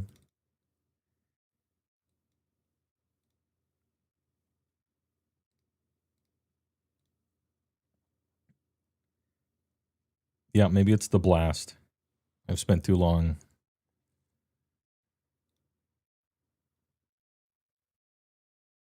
Possibly you just blast people and then play like a black-red control-y deck. Think you should cut Mount Doom. What does it do? 1 damage to each opponent for 3, and then for 5, sacrifice it and a legendary artifact that chooses the 2 creatures, destroy the rest. How many legendary artifacts do we have? 1, 2.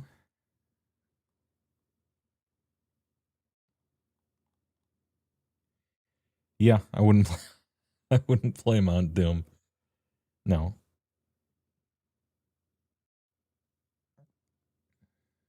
The dreaded 45 minutes. Fuck. All right. It is an untapped dual land that hurts you every time. You're going to get hurt a lot in this deck, I think. People are going to be able to freely swing at you a lot, unfortunately. Man, I wish we had more time.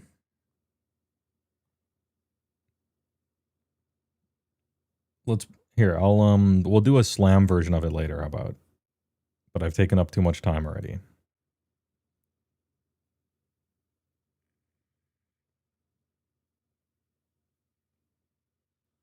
Remind me to submit something. Go in the air. All right, probably have time for 1 more, maybe 2 more.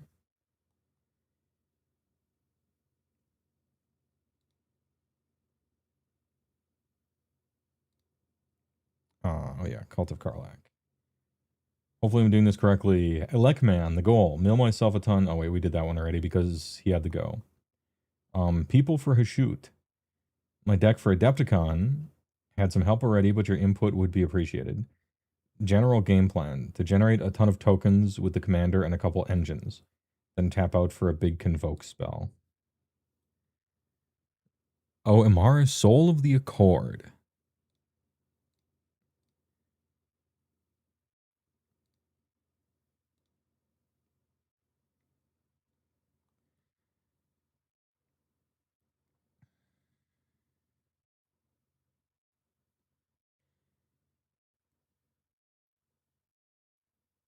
Oh yeah, deck name idea.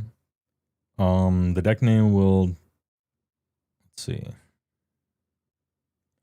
You hope you continue these. They've been really enjoyable so far. I feel like I've floundered. Asmodacular thing, that sucked. That was a rough one. I feel like I haven't left people with, I want to leave people with like a really good 100.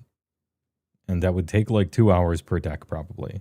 And some of them I would have to rebuild from the ground up, which may be interesting to watch, but probably not for 2 hours. I don't know. I'm still learning. But at least some hearing the thoughts out loud is good, I hope. There's a lot of literature on Imara, Soul of the Akkad. I think it's a pretty popular deck. Haven't ever tried to make it before, though. To generate a ton of tokens with a commander and a couple engines, then tap out for a big convoke spell. Problem: hard to reach a critical mass without either the commander on the field or Cradle Rights type effect. It's also quite vulnerable to board wipes, which is the main vulnerability of all token decks forever, is board wipes. You have to build up to having 1 million tokens before you can quote-unquote do your thing. And when you build up to having 1 million tokens, people are like, oh damn, they're about to win. I need to destroy all the tokens. And then you're back to square one. That's your natural enemy in the wild, is when people kill all your tokens. And you have to start from 0 again. Generally aiming for bracket 3 or 4 on a somewhat of a budget, but not the mana base. Mana base is free. All right. So I'm going to scroll to protection cards. Buff up the board, card draw, combo, protection. Okay. The cards we want are Teferi's Protection because it's the best protection card. Tokens don't disappear when they phase out, which is kind of nice. Dawn's Truce is another one. This is good because it is hexproof and indestructible.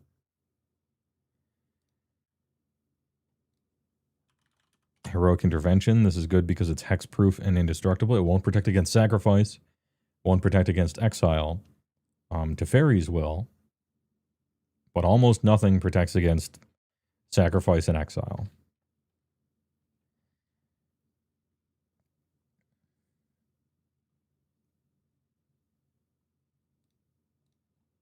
Also, you can't have too many protection cards. What's the one for 4 with Convoke? That Clever Concealment. Phasing out is quote-unquote the best protection. The downside with phasing out is that you don't have any creatures anymore and people can just swing and kill you. They can't with the Fairy's Protection, but they can with, what's it called? The thing I just added. Clever Concealment. Protection. Protection. Protection.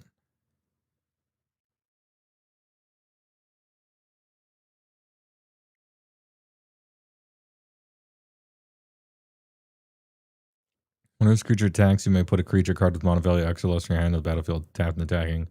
X the number of attacking creatures you control. Oh.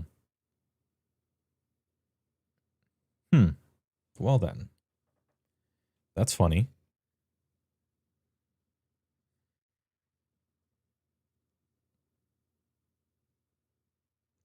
Reliquary Tower. If you're drawing 1 million cards, Reliquary Tower is the way. I don't know how many cards you're drawing in green and white.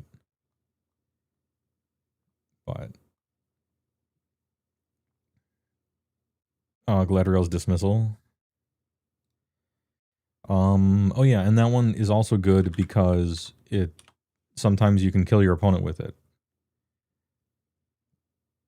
It works as a protection spell, but also you can target someone else, phase out all their guys and kill them. Which is another boon. That's another bonus. I see it was in considering, as was Clever Concealment. I think are right. It's always nice when your good card can do something else good.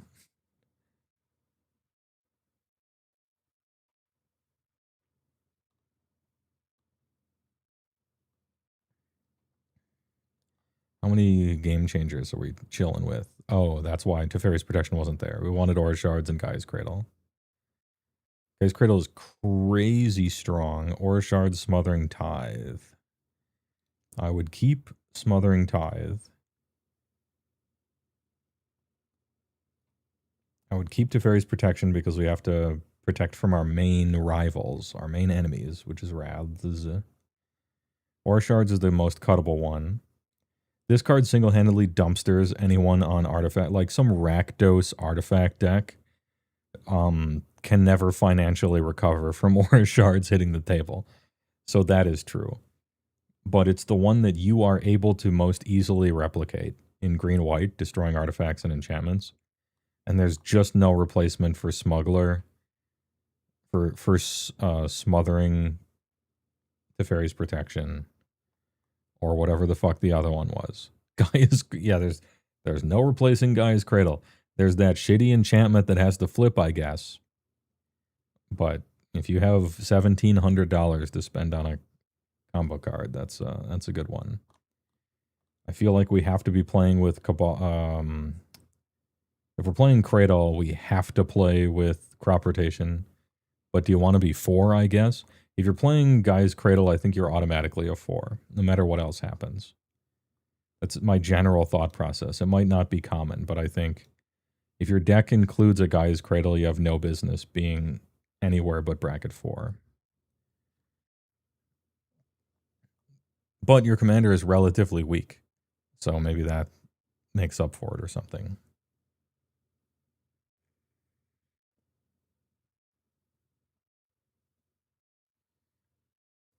Pardon the side question, but are you going to look at the OBR book on stream? Probably, well, certainly not tonight. But, I don't know. I'm kind of up in the air about it. I looked at the Zinch one, and that one was very good. And I looked at the Lumineth one, and that was very good. And I skipped most of the others because word on the street was they weren't very good, and I wanted like good vibes only. I heard OBR wasn't, but then a few people were excited for it, so maybe I look it over and see what I feel about it.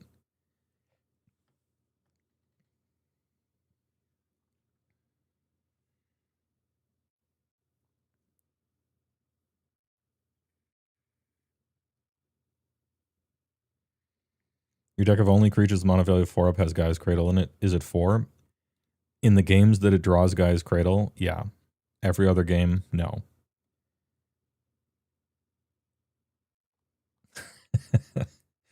There's my answer.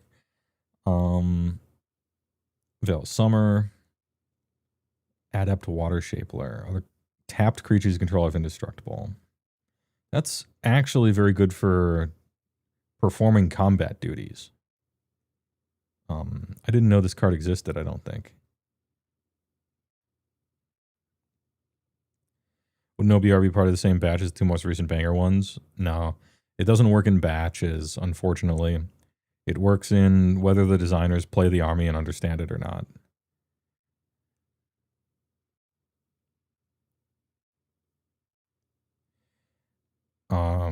Even Do is probably good in there since it taps Amara. Yeah, I need to do a pass of this. I need to do a pass of this to look at all of the ways we can untap her and tap her. I'm assuming we're tapping and untapping Amara a lot to create guys so that we don't have to play quite so many Brave the Sands or like, you know, White Sun Zenith stuff. You just like make a million token cards. Jahira, my lady.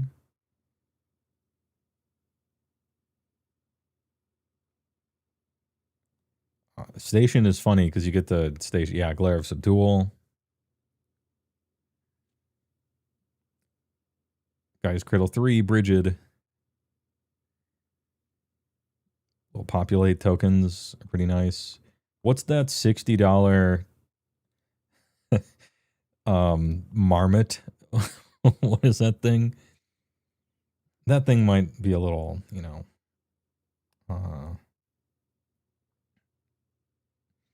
Badger Molt. No, I'm thinking of the 1 mana one, the Ocelot. That has to do with tokens. Then again, it has life gain, and we're not doing that too much, so never mind. Yeah, Ocelot Pride. Glare of Subdual is pretty good here.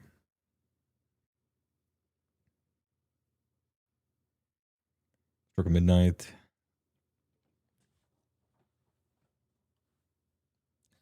Shala Shaska. All right, I want to know what your tappers are. Creature spells you cast have convoke. Untap each creature you control during each other player's untap step.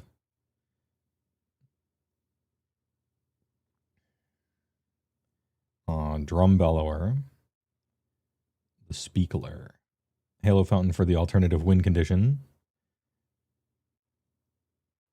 Other creatures control to get 1/1, flying lifelink. Cool, yeah. I actually like Station in this deck. Because we actually do want an excuse to tap our guys, and it might as well be Crusade, right?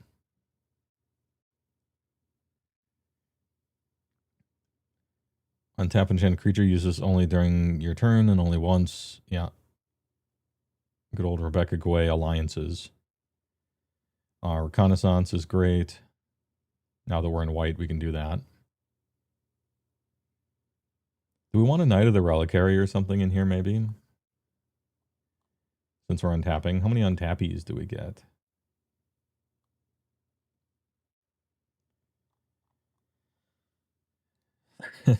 Earthcraft?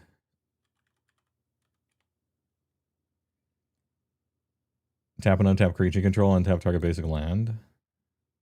Obviously, it's the enchanted basic. Recruiter the guard, probably. I might play it. I might just play it once and see how it feels before we start adding too many things.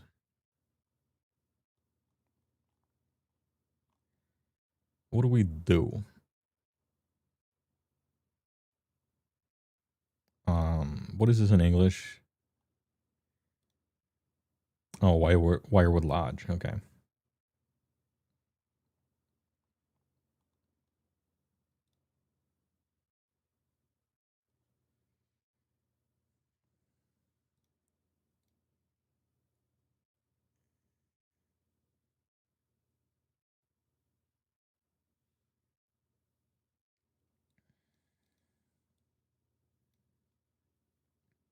Sentinel. Lady. Make a dude. Deck's already good. Look at this. Look at that. Turn 1 thing. Turn 2. Already have a guy. Turn 3.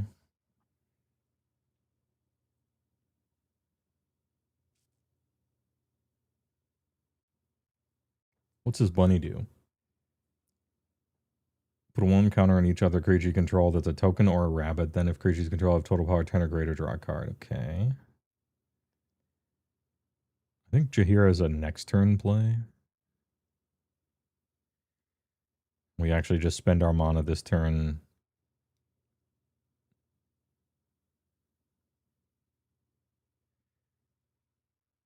Oh, no, we can't. Yeah. Can't quite do it. So we can make another guy. We have 2 guys. And I can untap this elf, but I can't retap it again. So this is a Jaheira turn. And now we have 2 guys worth of mana from My Lady.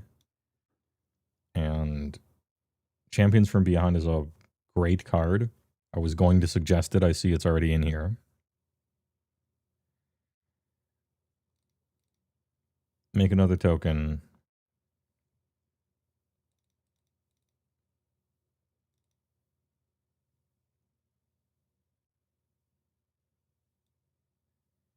Make some tokens. Destroy all big things.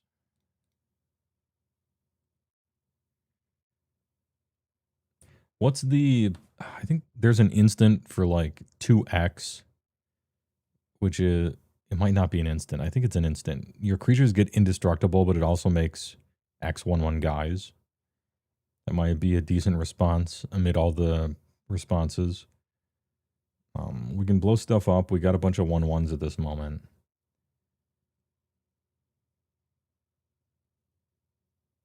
We don't quite have 8 creatures yet for Champions from Beyond. Grand Crescendo, that's it. It might be just be suggesting a decent amount of stuff. We're not getting like... We're essentially making 1 token a turn with Amara because of this thing. Do we have Springleaf Drum? Do we have... What's that rainbow cloak for 0 with equip 1? Like, those are options. Paradise Mantle, that's it. Blow something up, maybe. Oh, this guy is Convoke, that's sick.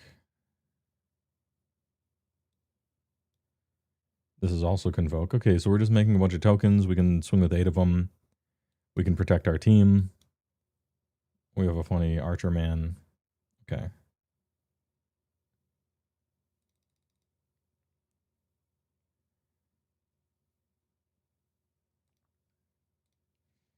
Token gen.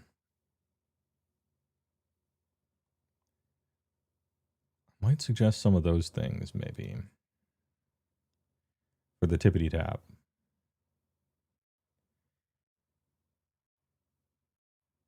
Tap, create a elf warrior creature token. That's great. Stuff like this. Coming up on 20. This one will be easy because it's mostly good already.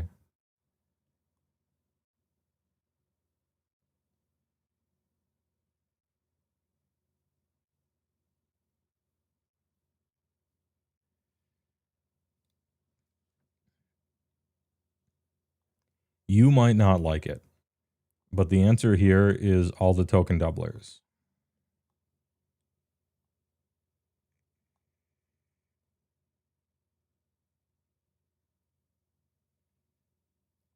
Like, I think we play with those. The token doublers and triplers, like all 6 of them or whatever, and put those in. I think that probably ties the room together. Because everything else, you know, we got an alternative win con. We got a lot of protection. We got ways to tap the commander. We have fine, you know, make a bunch of dudes stuff. So if you're screwed, having protection is cool, but also top decking March of the Multitudes to get a bunch of guys back is reasonable.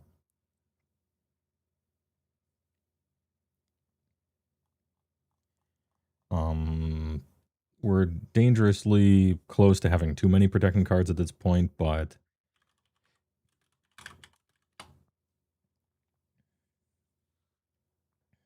oh, you're already considering it. Easy. Yeah, Crescendo is a reasonable thing. It's already in your considering, so I'll just put it there. Spring Release Drum is already in.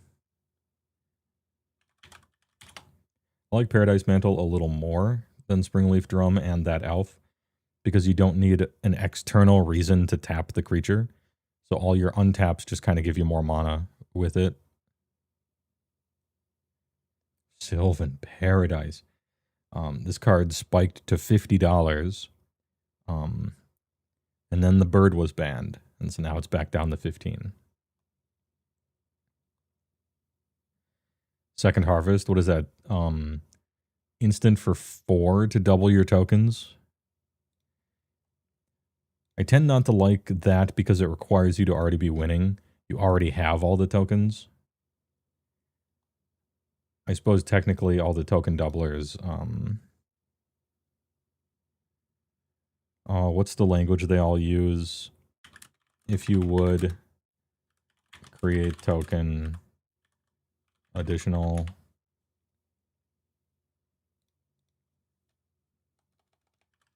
twice.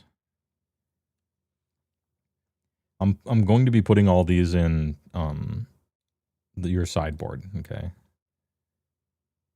Unfortunately, I think playing all of them is correct.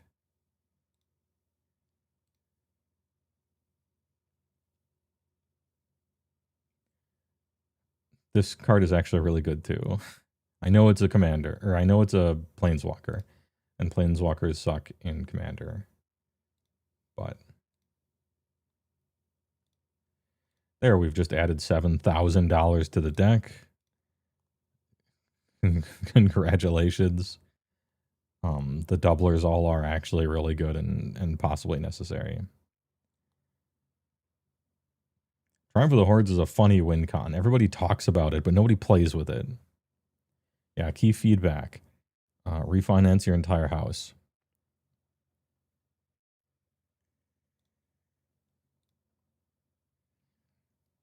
What do you cut? This thing is too cute, I think. You're not really trying to blast out some huge creature. And if you are, you're generally paying for it. You know, in your head, it's like, yeah, Craterhoof is sick to blast out with this guy, but he requires your entire deck to be working already. I would rather just put in cards that help your deck work in the first place and protect it. Tappy.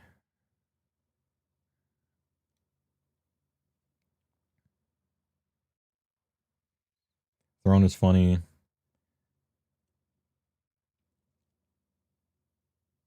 You don't think you draw enough cards for Reliquary Tower? Yeah, I haven't looked at the land yet, but Reliquary Tower shouldn't. In fact, there is draw, but it's not enough for that. Whenever the creature enters, untap this guy. Make an elf. Okay, so we got infinite guys. Can we tap those guys? Yeah. If we have Jaheira out or something. And then, of course, we can play a throne or something. Like we have a 5-card win con that super wins. Stroke of Midnight, I think there's a better one, although it is double white instead. But I just like exiling too much.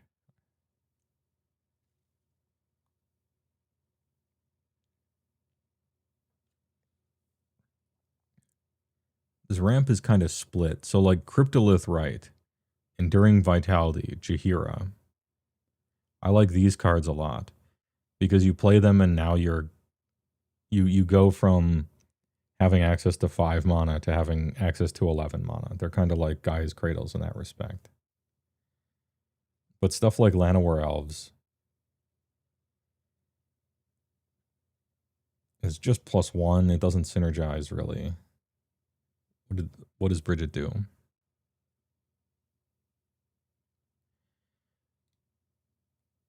Oh, she's Gaia's Cradle. Got it. Okay, perfect. But we actually do want to get a lot of mana really fast, too. Maybe curving is fine. Tapped or untapped. These are fun. Buff at the board. Other tap creatures you control have indestructible. I think we can move that to considering. I don't get the impression you're attacking with 1/1s all the time. You're just trying to get a critical mass of them and then Glare of Subdual people. Or Halo Fountain people. Or just get a million mana with your Gaia's Cradle and slam stuff like Triumph for the Hordes or Champions from Beyond to make them all 5/5s. There's also that enchantment where if you swing with 7 creatures, they all get 5/5. There's a million ways that you can kill everyone with Craterhoof-like effects. And Champion of Lambholt-like effects.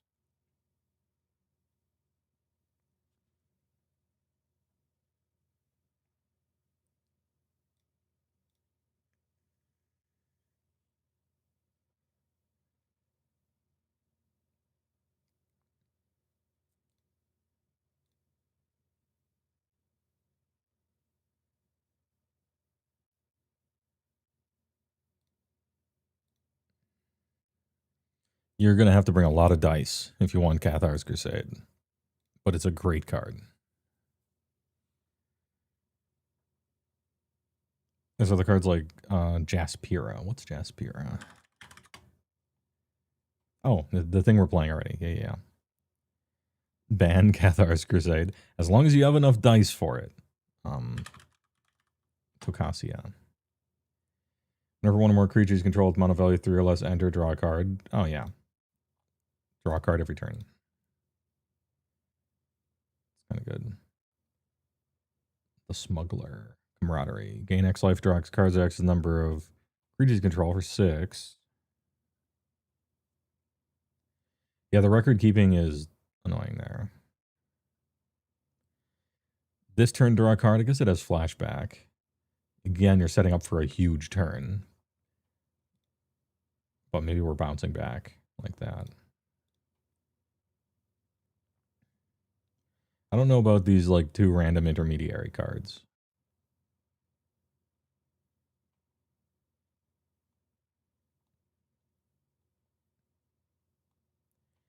I could look at the land.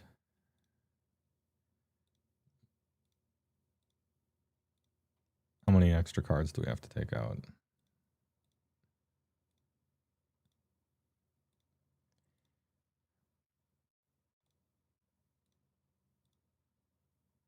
Oh, 6, not bad.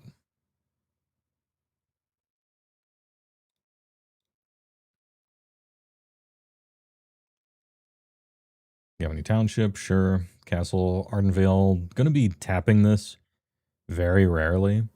But then again, if you have some of your tokens tap for mana things, you actually will be tapping this.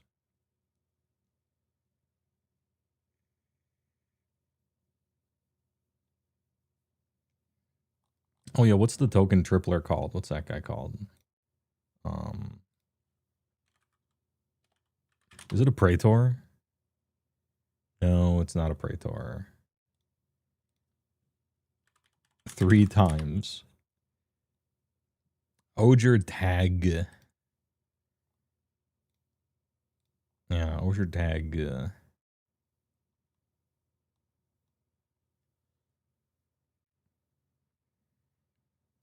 If one or more tokens would be created. 3 times that many. Oh, fuck. Why the Maja cut? It makes all your creatures 2/2s, and when a land enters, you get a 1/1. You're not exactly ramping ever in this deck. Like, you're not playing a bunch of Sky Shroud Claims and Ulvenwald Hydras and Primeval Titans if they were unbanned or something like that. You're making generally like 1 land drop a turn and then trying to draw into some big Jaheira thing. So if you were more of a ramp strategy, I would say that this is a big token gen. But making them all 2/2s is okay. But I'd rather make them all, 5/5s or make 3 times the number of them, So it's just I don't think it quite does enough. It does both of the things you technically want to do, but 5's a lot, and both of those are kind of minor. And we're replacing it with stuff that doubles your tokens. This thing, yeah, it has squad, and you put 1/1 counters on tokens you make, and the Securitron Squadron does indeed put the tokens on each other. But again, it only makes a bunch of well, depend. Okay, if you squat it up a bunch, then it makes all your guys humongous. But we have ways of making our guys humongous and or win the game, I feel already. I'm more about maybe drawing more cards, maybe getting to the things that we're looking for a little more. Endless Foot Assault is something we probably want. I'll look that card up in a second. Phineas has to attack to get his thing, and I get the distinct impression this deck isn't trying to attack very often. So little, in fact, that I cut Adept Water Shaper even though it's good. If one of those Rakdos decks we were looking at tonight could play something like Adept Water Shaper, they would be a lot happier. But for you specifically, you can attack with tokens and lose some of them, that's fine. But in general, I don't like attacking with a 2/2 to get something. Foot Dive, what is this? Endless Feet. Foot Ass. Endless Foot Assault. Squad. Whenever you attack for each opponent, create a ninja that's tapped and attacking that player. Oh, and it's squads too. Yeah, it's pretty good. That's sort of like the guy I just cut, except better and cheaper. No foot is safe.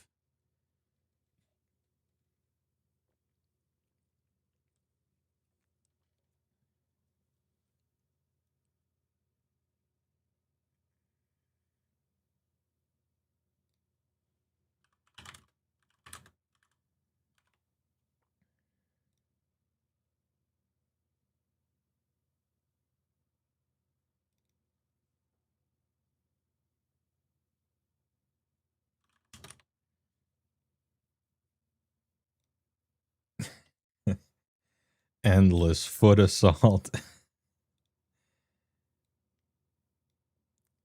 There's going to be so many alters for this card. This card's actually quite good. But it's probably worse. No, I don't know. It's pretty good. We have way too many cards in the deck now, though. You got to cut some stuff.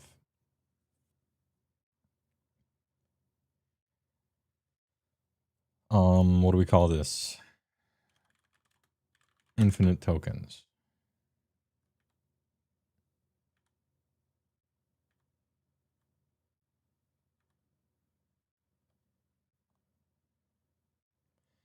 I would like to draw a lot of cards. This is token gen. Token gen is different than infinite tokens. 5 Doombots and Dr. Doom foot diving someone.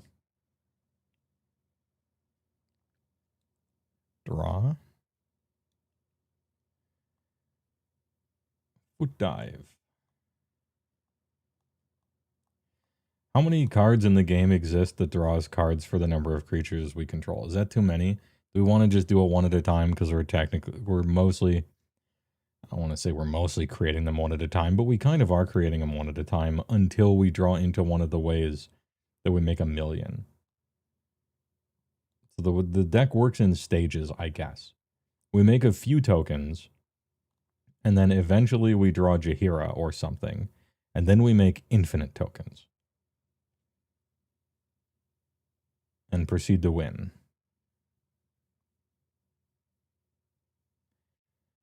It is white mana to squad. Most of your big mana is green. That is true. But it means that you have, like, if you have 6 land, you get to squad 3 times.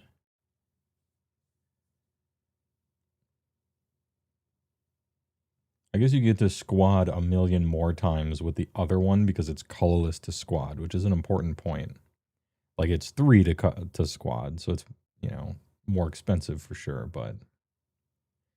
Oh, Masako the Humorless in the maybe pile? Dude, tapped creatures can block. You love to see it. Remembering the old ways.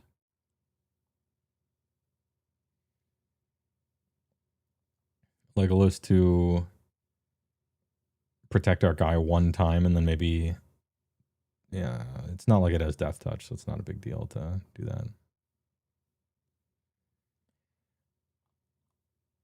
We need a picture of Jury kicking someone with her toes, painted like each of the 4 turtles, to tie it back to the Magic the Gathering set, Teenage Mutant Ninja Turtles. She should be kicking someone, and each of her toes are painted with a different magic symbol on the nail polish for each mana. Okay, she has a red toe, and then like a green index toe or whatever. She's kicking some guy and he has like an imprint on his face of the tap symbol.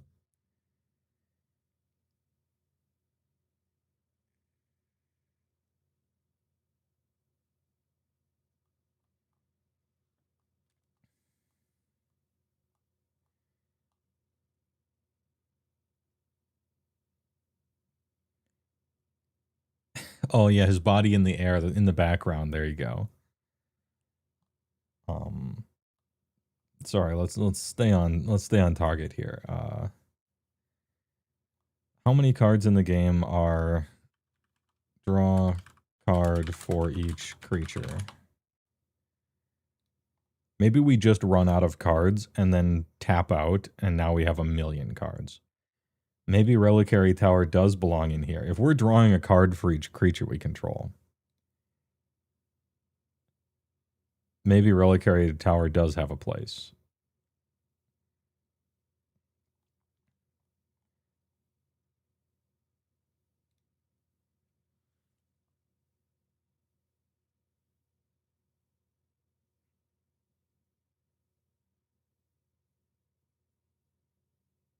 Each creature you control gains Vigilance, Trample, and Melee. Beginning of the next main phase, draw a card for each player who has dealt combat damage this turn.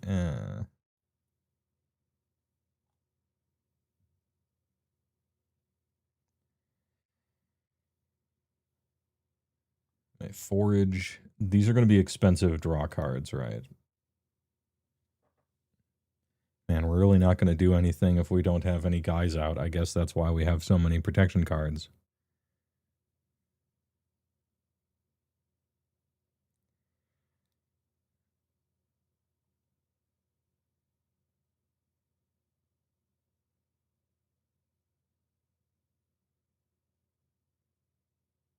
Green creature you control.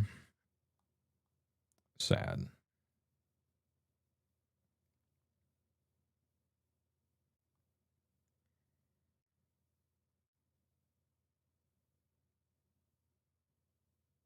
Man, this art is problematic. Why didn't they ban this one? Burning women at the stake. Oh, with a 1/1 counter on it.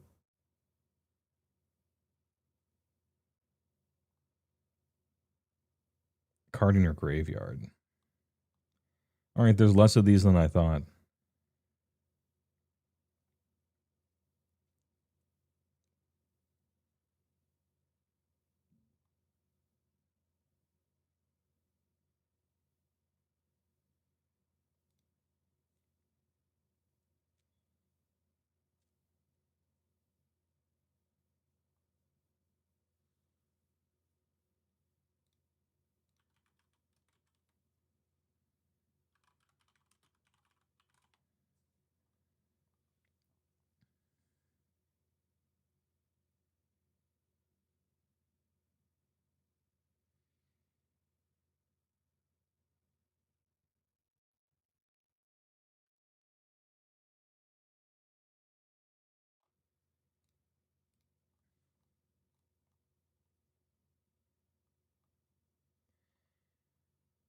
These cards are kind of not what you want to be doing normally. Kind of win more, right? Like if you're screwed, these cards don't do anything.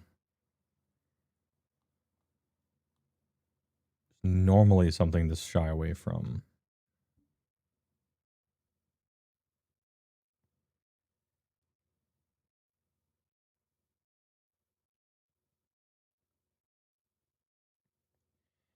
I think we can do a little of both. We can do a little of Caretaker's Talent, Enduring, Welcoming Vampire, Takasia's Welcome. Each end step, draw a card for each opponent who drew 2 or more cards. Create a treasure for each one who had 2 or more land. If you're playing in my pod, you'll always get the cards from this.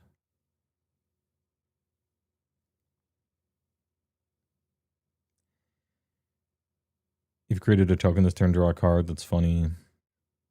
Each end step, huh? Wily Duke, I feel like we're going to be tapping and untapping our commander, not this lady.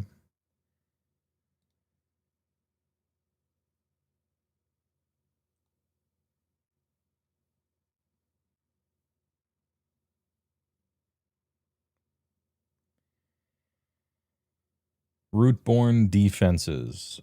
Populate to me is really good when we're duplicating really important tokens, but we're just going to have a million of them.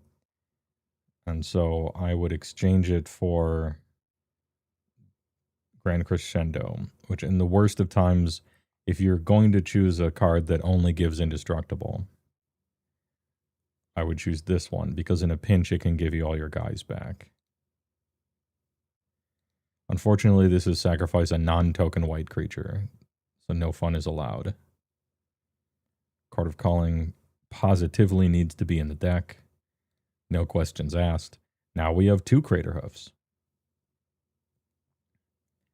How do I add custom tags? So you click on this, change tags, and then you can just type them in. And then Shift T adds stuff to the previous. Or you can grab it and put it in a list over on the left of recent tags.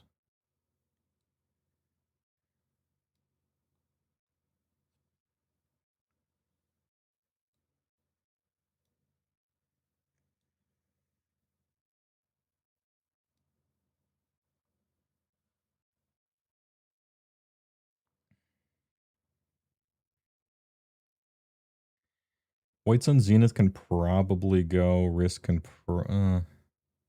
I guess he does double. Power tokens equal number of creatures you control. If one or more creature tokens will be created, those tokens plus a 1/1. So it does create like one fantastically huge lady.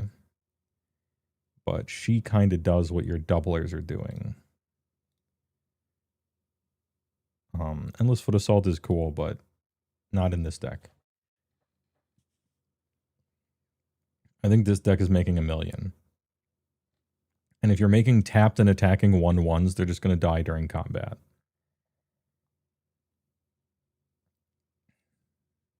White Sun can probably go. So we removed Indestructible Populate and create X creatures. And we added a card that does both of those things. So we reduced the total number of cards in our deck by 2, or by 1. But we maintained each of those effects, or having access to them with Grand Crescendo. And we're trying to reduce the number of cards. And Veil of Summer can go. That's easy. Somebody counterspells you, you're just going to get blown out. You can only protect against so much. 6 protection cards, and all of them being really, really, really good, is probably the way. You'll want more when you don't have them in your hand, obviously, but 2 random singular ramp cards, we can probably just drop those. We'll keep the ones that synergize with your commander on a 1-for-1 basis, and then we'll play ones that rocket you ahead. And probably nothing in between.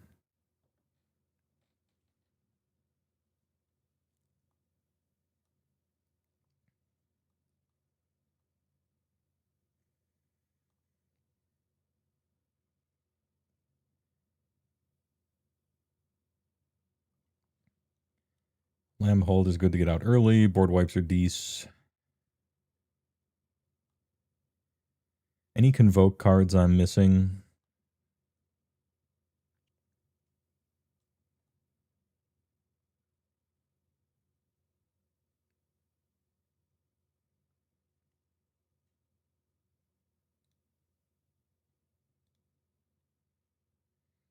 We'll keep it technically 3 by doing that.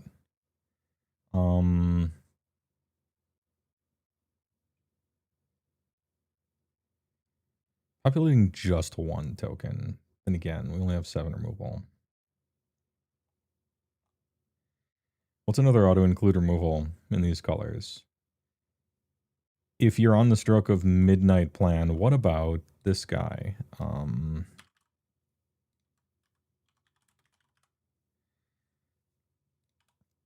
I consider it to taste. It costs double white. Excise the imperfect. It's pretty close to it. I think it's personal preference. Exile target non-land permanent. Controller incubates X, where X is the mana value, which creates some guy that they can pay 2 and make into a thing. I like exiling a lot more than I like destroying, just in general in Commander. And so as long as your mana base supports it in your 2 colors, so it does, I prefer that one for your removals.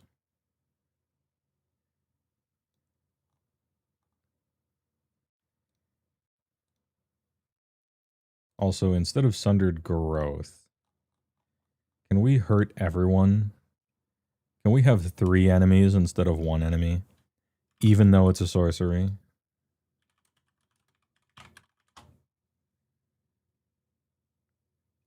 Dismantling Wave.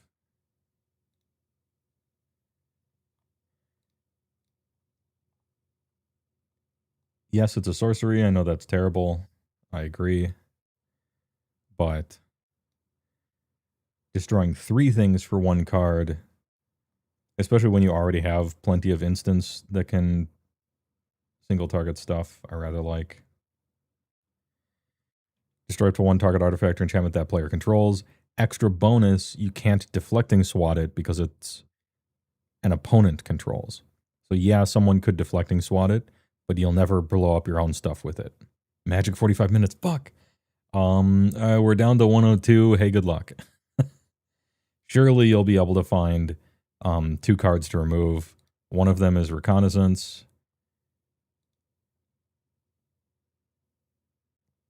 And hey, all right. I did all I can do. It's shaping up to be really good. Is Tragic Arrogance worth considering? Yes. Council's Judgment is always a fun time. Yeah, Darksteel Mutation is a good removal. The one that turns it into an elk is a good removal because it puts him in gay baby jail forever.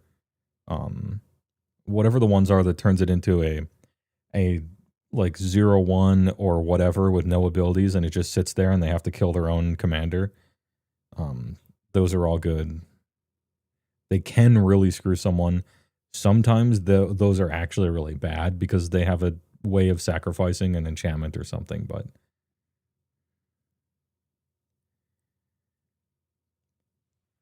I wasn't looking at the budget, even though your message said that. So the very easy way to work now is to look at these doublers and pick the one that's randomly the most expensive, which apparently is Anointed Procession, and just drop it. And there we go. 6 doublers is plenty. These are all really expensive. I guess people really like token doubling, huh? We can do a budget pass later as well. When I'm looking at it in Discord. This is making you nervous. Suddenly you're convinced you're a terrible deck builder. It's stressful doing it live when I don't have enough time to really super get into the weeds, which I'd like to. But I'm focusing on like, okay, we're moving in this direction. This is like the direction we can move anyway.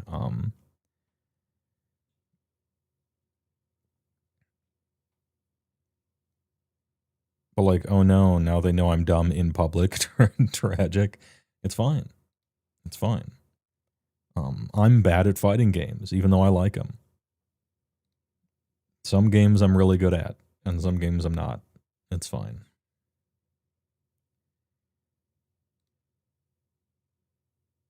Oh, well, we already knew. Hey, don't worry about it. Okay, looks kind of nice. And that's it. We're at exactly 3 hours, 58 minutes. Another thing I was thinking of was somebody submits it and I just do it off stream, because then I'm like, oh, I'm on lunch break. I'll look at it for an hour and tool around. And the good part about that is I will show up with a way better thought out deck that has 100 cards in it, not 111, not a direction. It's like, this is a 100 card quality deck. It's good. I've play tested it. The downside to that is that I don't get to talk to the person the whole time. So my ship might wiggle out into a direction they might not want. And I show up with a pretty tuned thing they don't want. And so that would be bad, right? So there's upsides and downsides to all of it.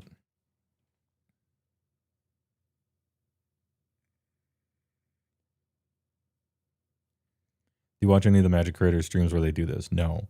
I know they do it, and I've seen like 10 minutes of a few of them. Like, I'm aware that they do it, but I haven't watched them do it.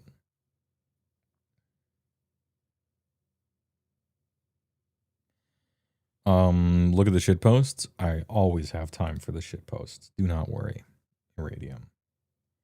I'm going to scroll to it. Is your name the same as it is on Discord? Yeah.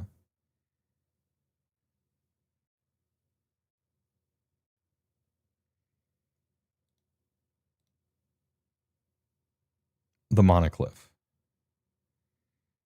Oh, Irinus, Gloomstalker.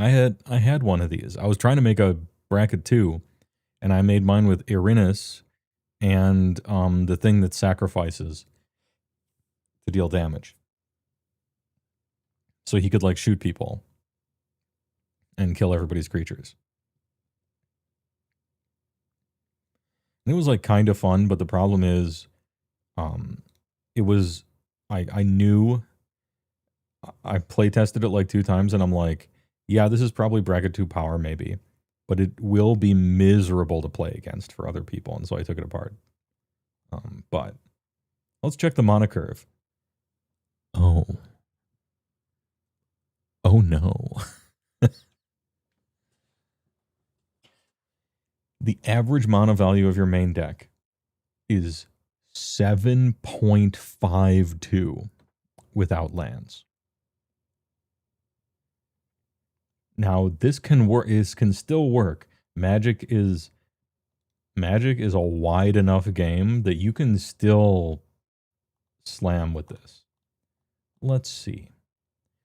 Whenever this creature attacks a player, if no opponent has more life than that player, create 2 treasure tokens. Okay, so we're going turn 2 Guild Artisan, turn 3 Arenas, and we're just swinging and hoping no one ever blocks until we get enough treasures to play things that cheat. We're cheating. Kadama, which allows us to cheat. Gladiolus, which is just Alfenwald Hydra except worse. A million treasure tokens. Cage Sun for doubling the mana. Sunbird so that every spell is 2 spells. Hell yeah. Just ripping cards out of our deck and hand and blasting them on the table. Technically, this card costs 4. It just goes.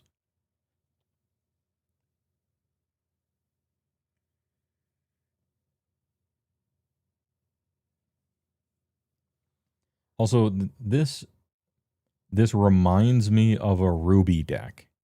Like Ruby, the first 3 good seasons, and 2.5. Or who's that other red-green lady who taps for a mana? It's the deck that wants to skip turn 4, where they're like, turn 2 commander that's 2 color that makes a mana, and then turn 3 you play Sylvan, or you play like, what is it? One of the million 4 mana ramp cards, and then everything else in your deck costs 6 exactly. It reminds me of something like that, where this guy swings, you get your treasure, and then you just blast something. And it better work. The end stone, let's go. Salubrious Snail Explosive Vegetation deck. Salubrious?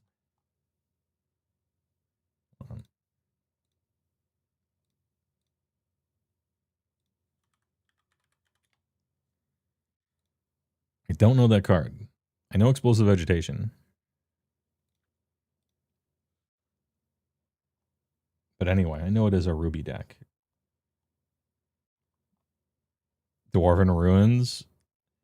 Hell yeah. Dude, the double lands. All right. Snapkeep. Turn 1. Choose the red one first so we can cast this first, and then we'll curve into Uranus. Remove one of the 2 depletion counters. Flop. Ooh, third land. Let's go. Oh, this is one of the sacrifice ones. Ooh, oofta. How did I know there would be a Tega in this deck?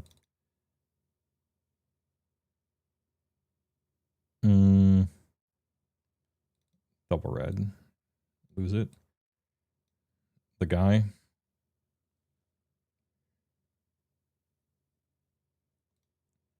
Swing once, get 2 treasure. 1, 2, 3, 4, 5. Can't quite do it. Unfortunate. We were really close. I tried to keep a risky hand, but all right. Now we have 4, 5, 6 by sacking it. 7. And it's a tally.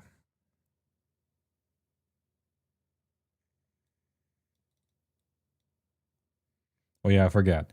Arenas gives us our land back, so we could have done that last turn. And then we get a tally. And what do we get? Oh, Nyx Bloom Ancient. Hey, welcome. So actually it was a turn 4 tally into Nyx Bloom Ancient plus 2 other things, or 3 other things. And now, yeah, sure, Lotus Veil. So this Lotus Veil taps for 9 here. So 6, 7, 8, 9. What am I doing? Primal Surge, if only. I'm thinking Portal to Phyrexia.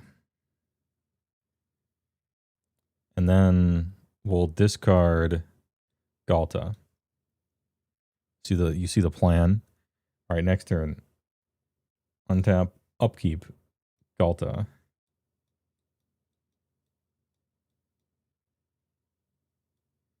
Oh, I thought there were more creatures in my hand. Never mind. Never mind. Not fun. And we don't get the Cascade from this. But it's fine. We just need big stuff. Yeah, funny. Funny. It's great. Yeah, this is a great Ruby deck. Big fan.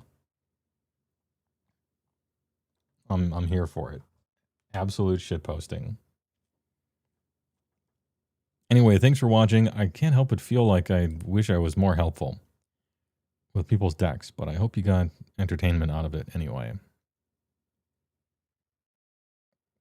So close to greatness. I might try it again in the future if people like it. TY for watching. I feel like something big is happening. I can't remember what it was. I know that I want to go over the mods decks. One of the other things is a rapid fire section, because the whole thing being deck review might be a bit much. I might introduce a rapid section where, because some of the mods asked that I do this, is they show a deck and then they're like, do you think this is a high 3 or a low 4? Like, what do you honestly think the bracket is? And maybe that could be a thing. Marvel Rivals event tomorrow? Whoa.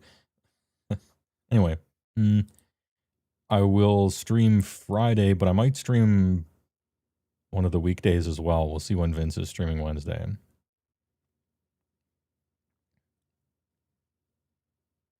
Like that, and then some minor changes from there. Yeah, be like, I think this is a 3. If you wanted it to be a 2, what I would do is this play pattern I think might be a bit much.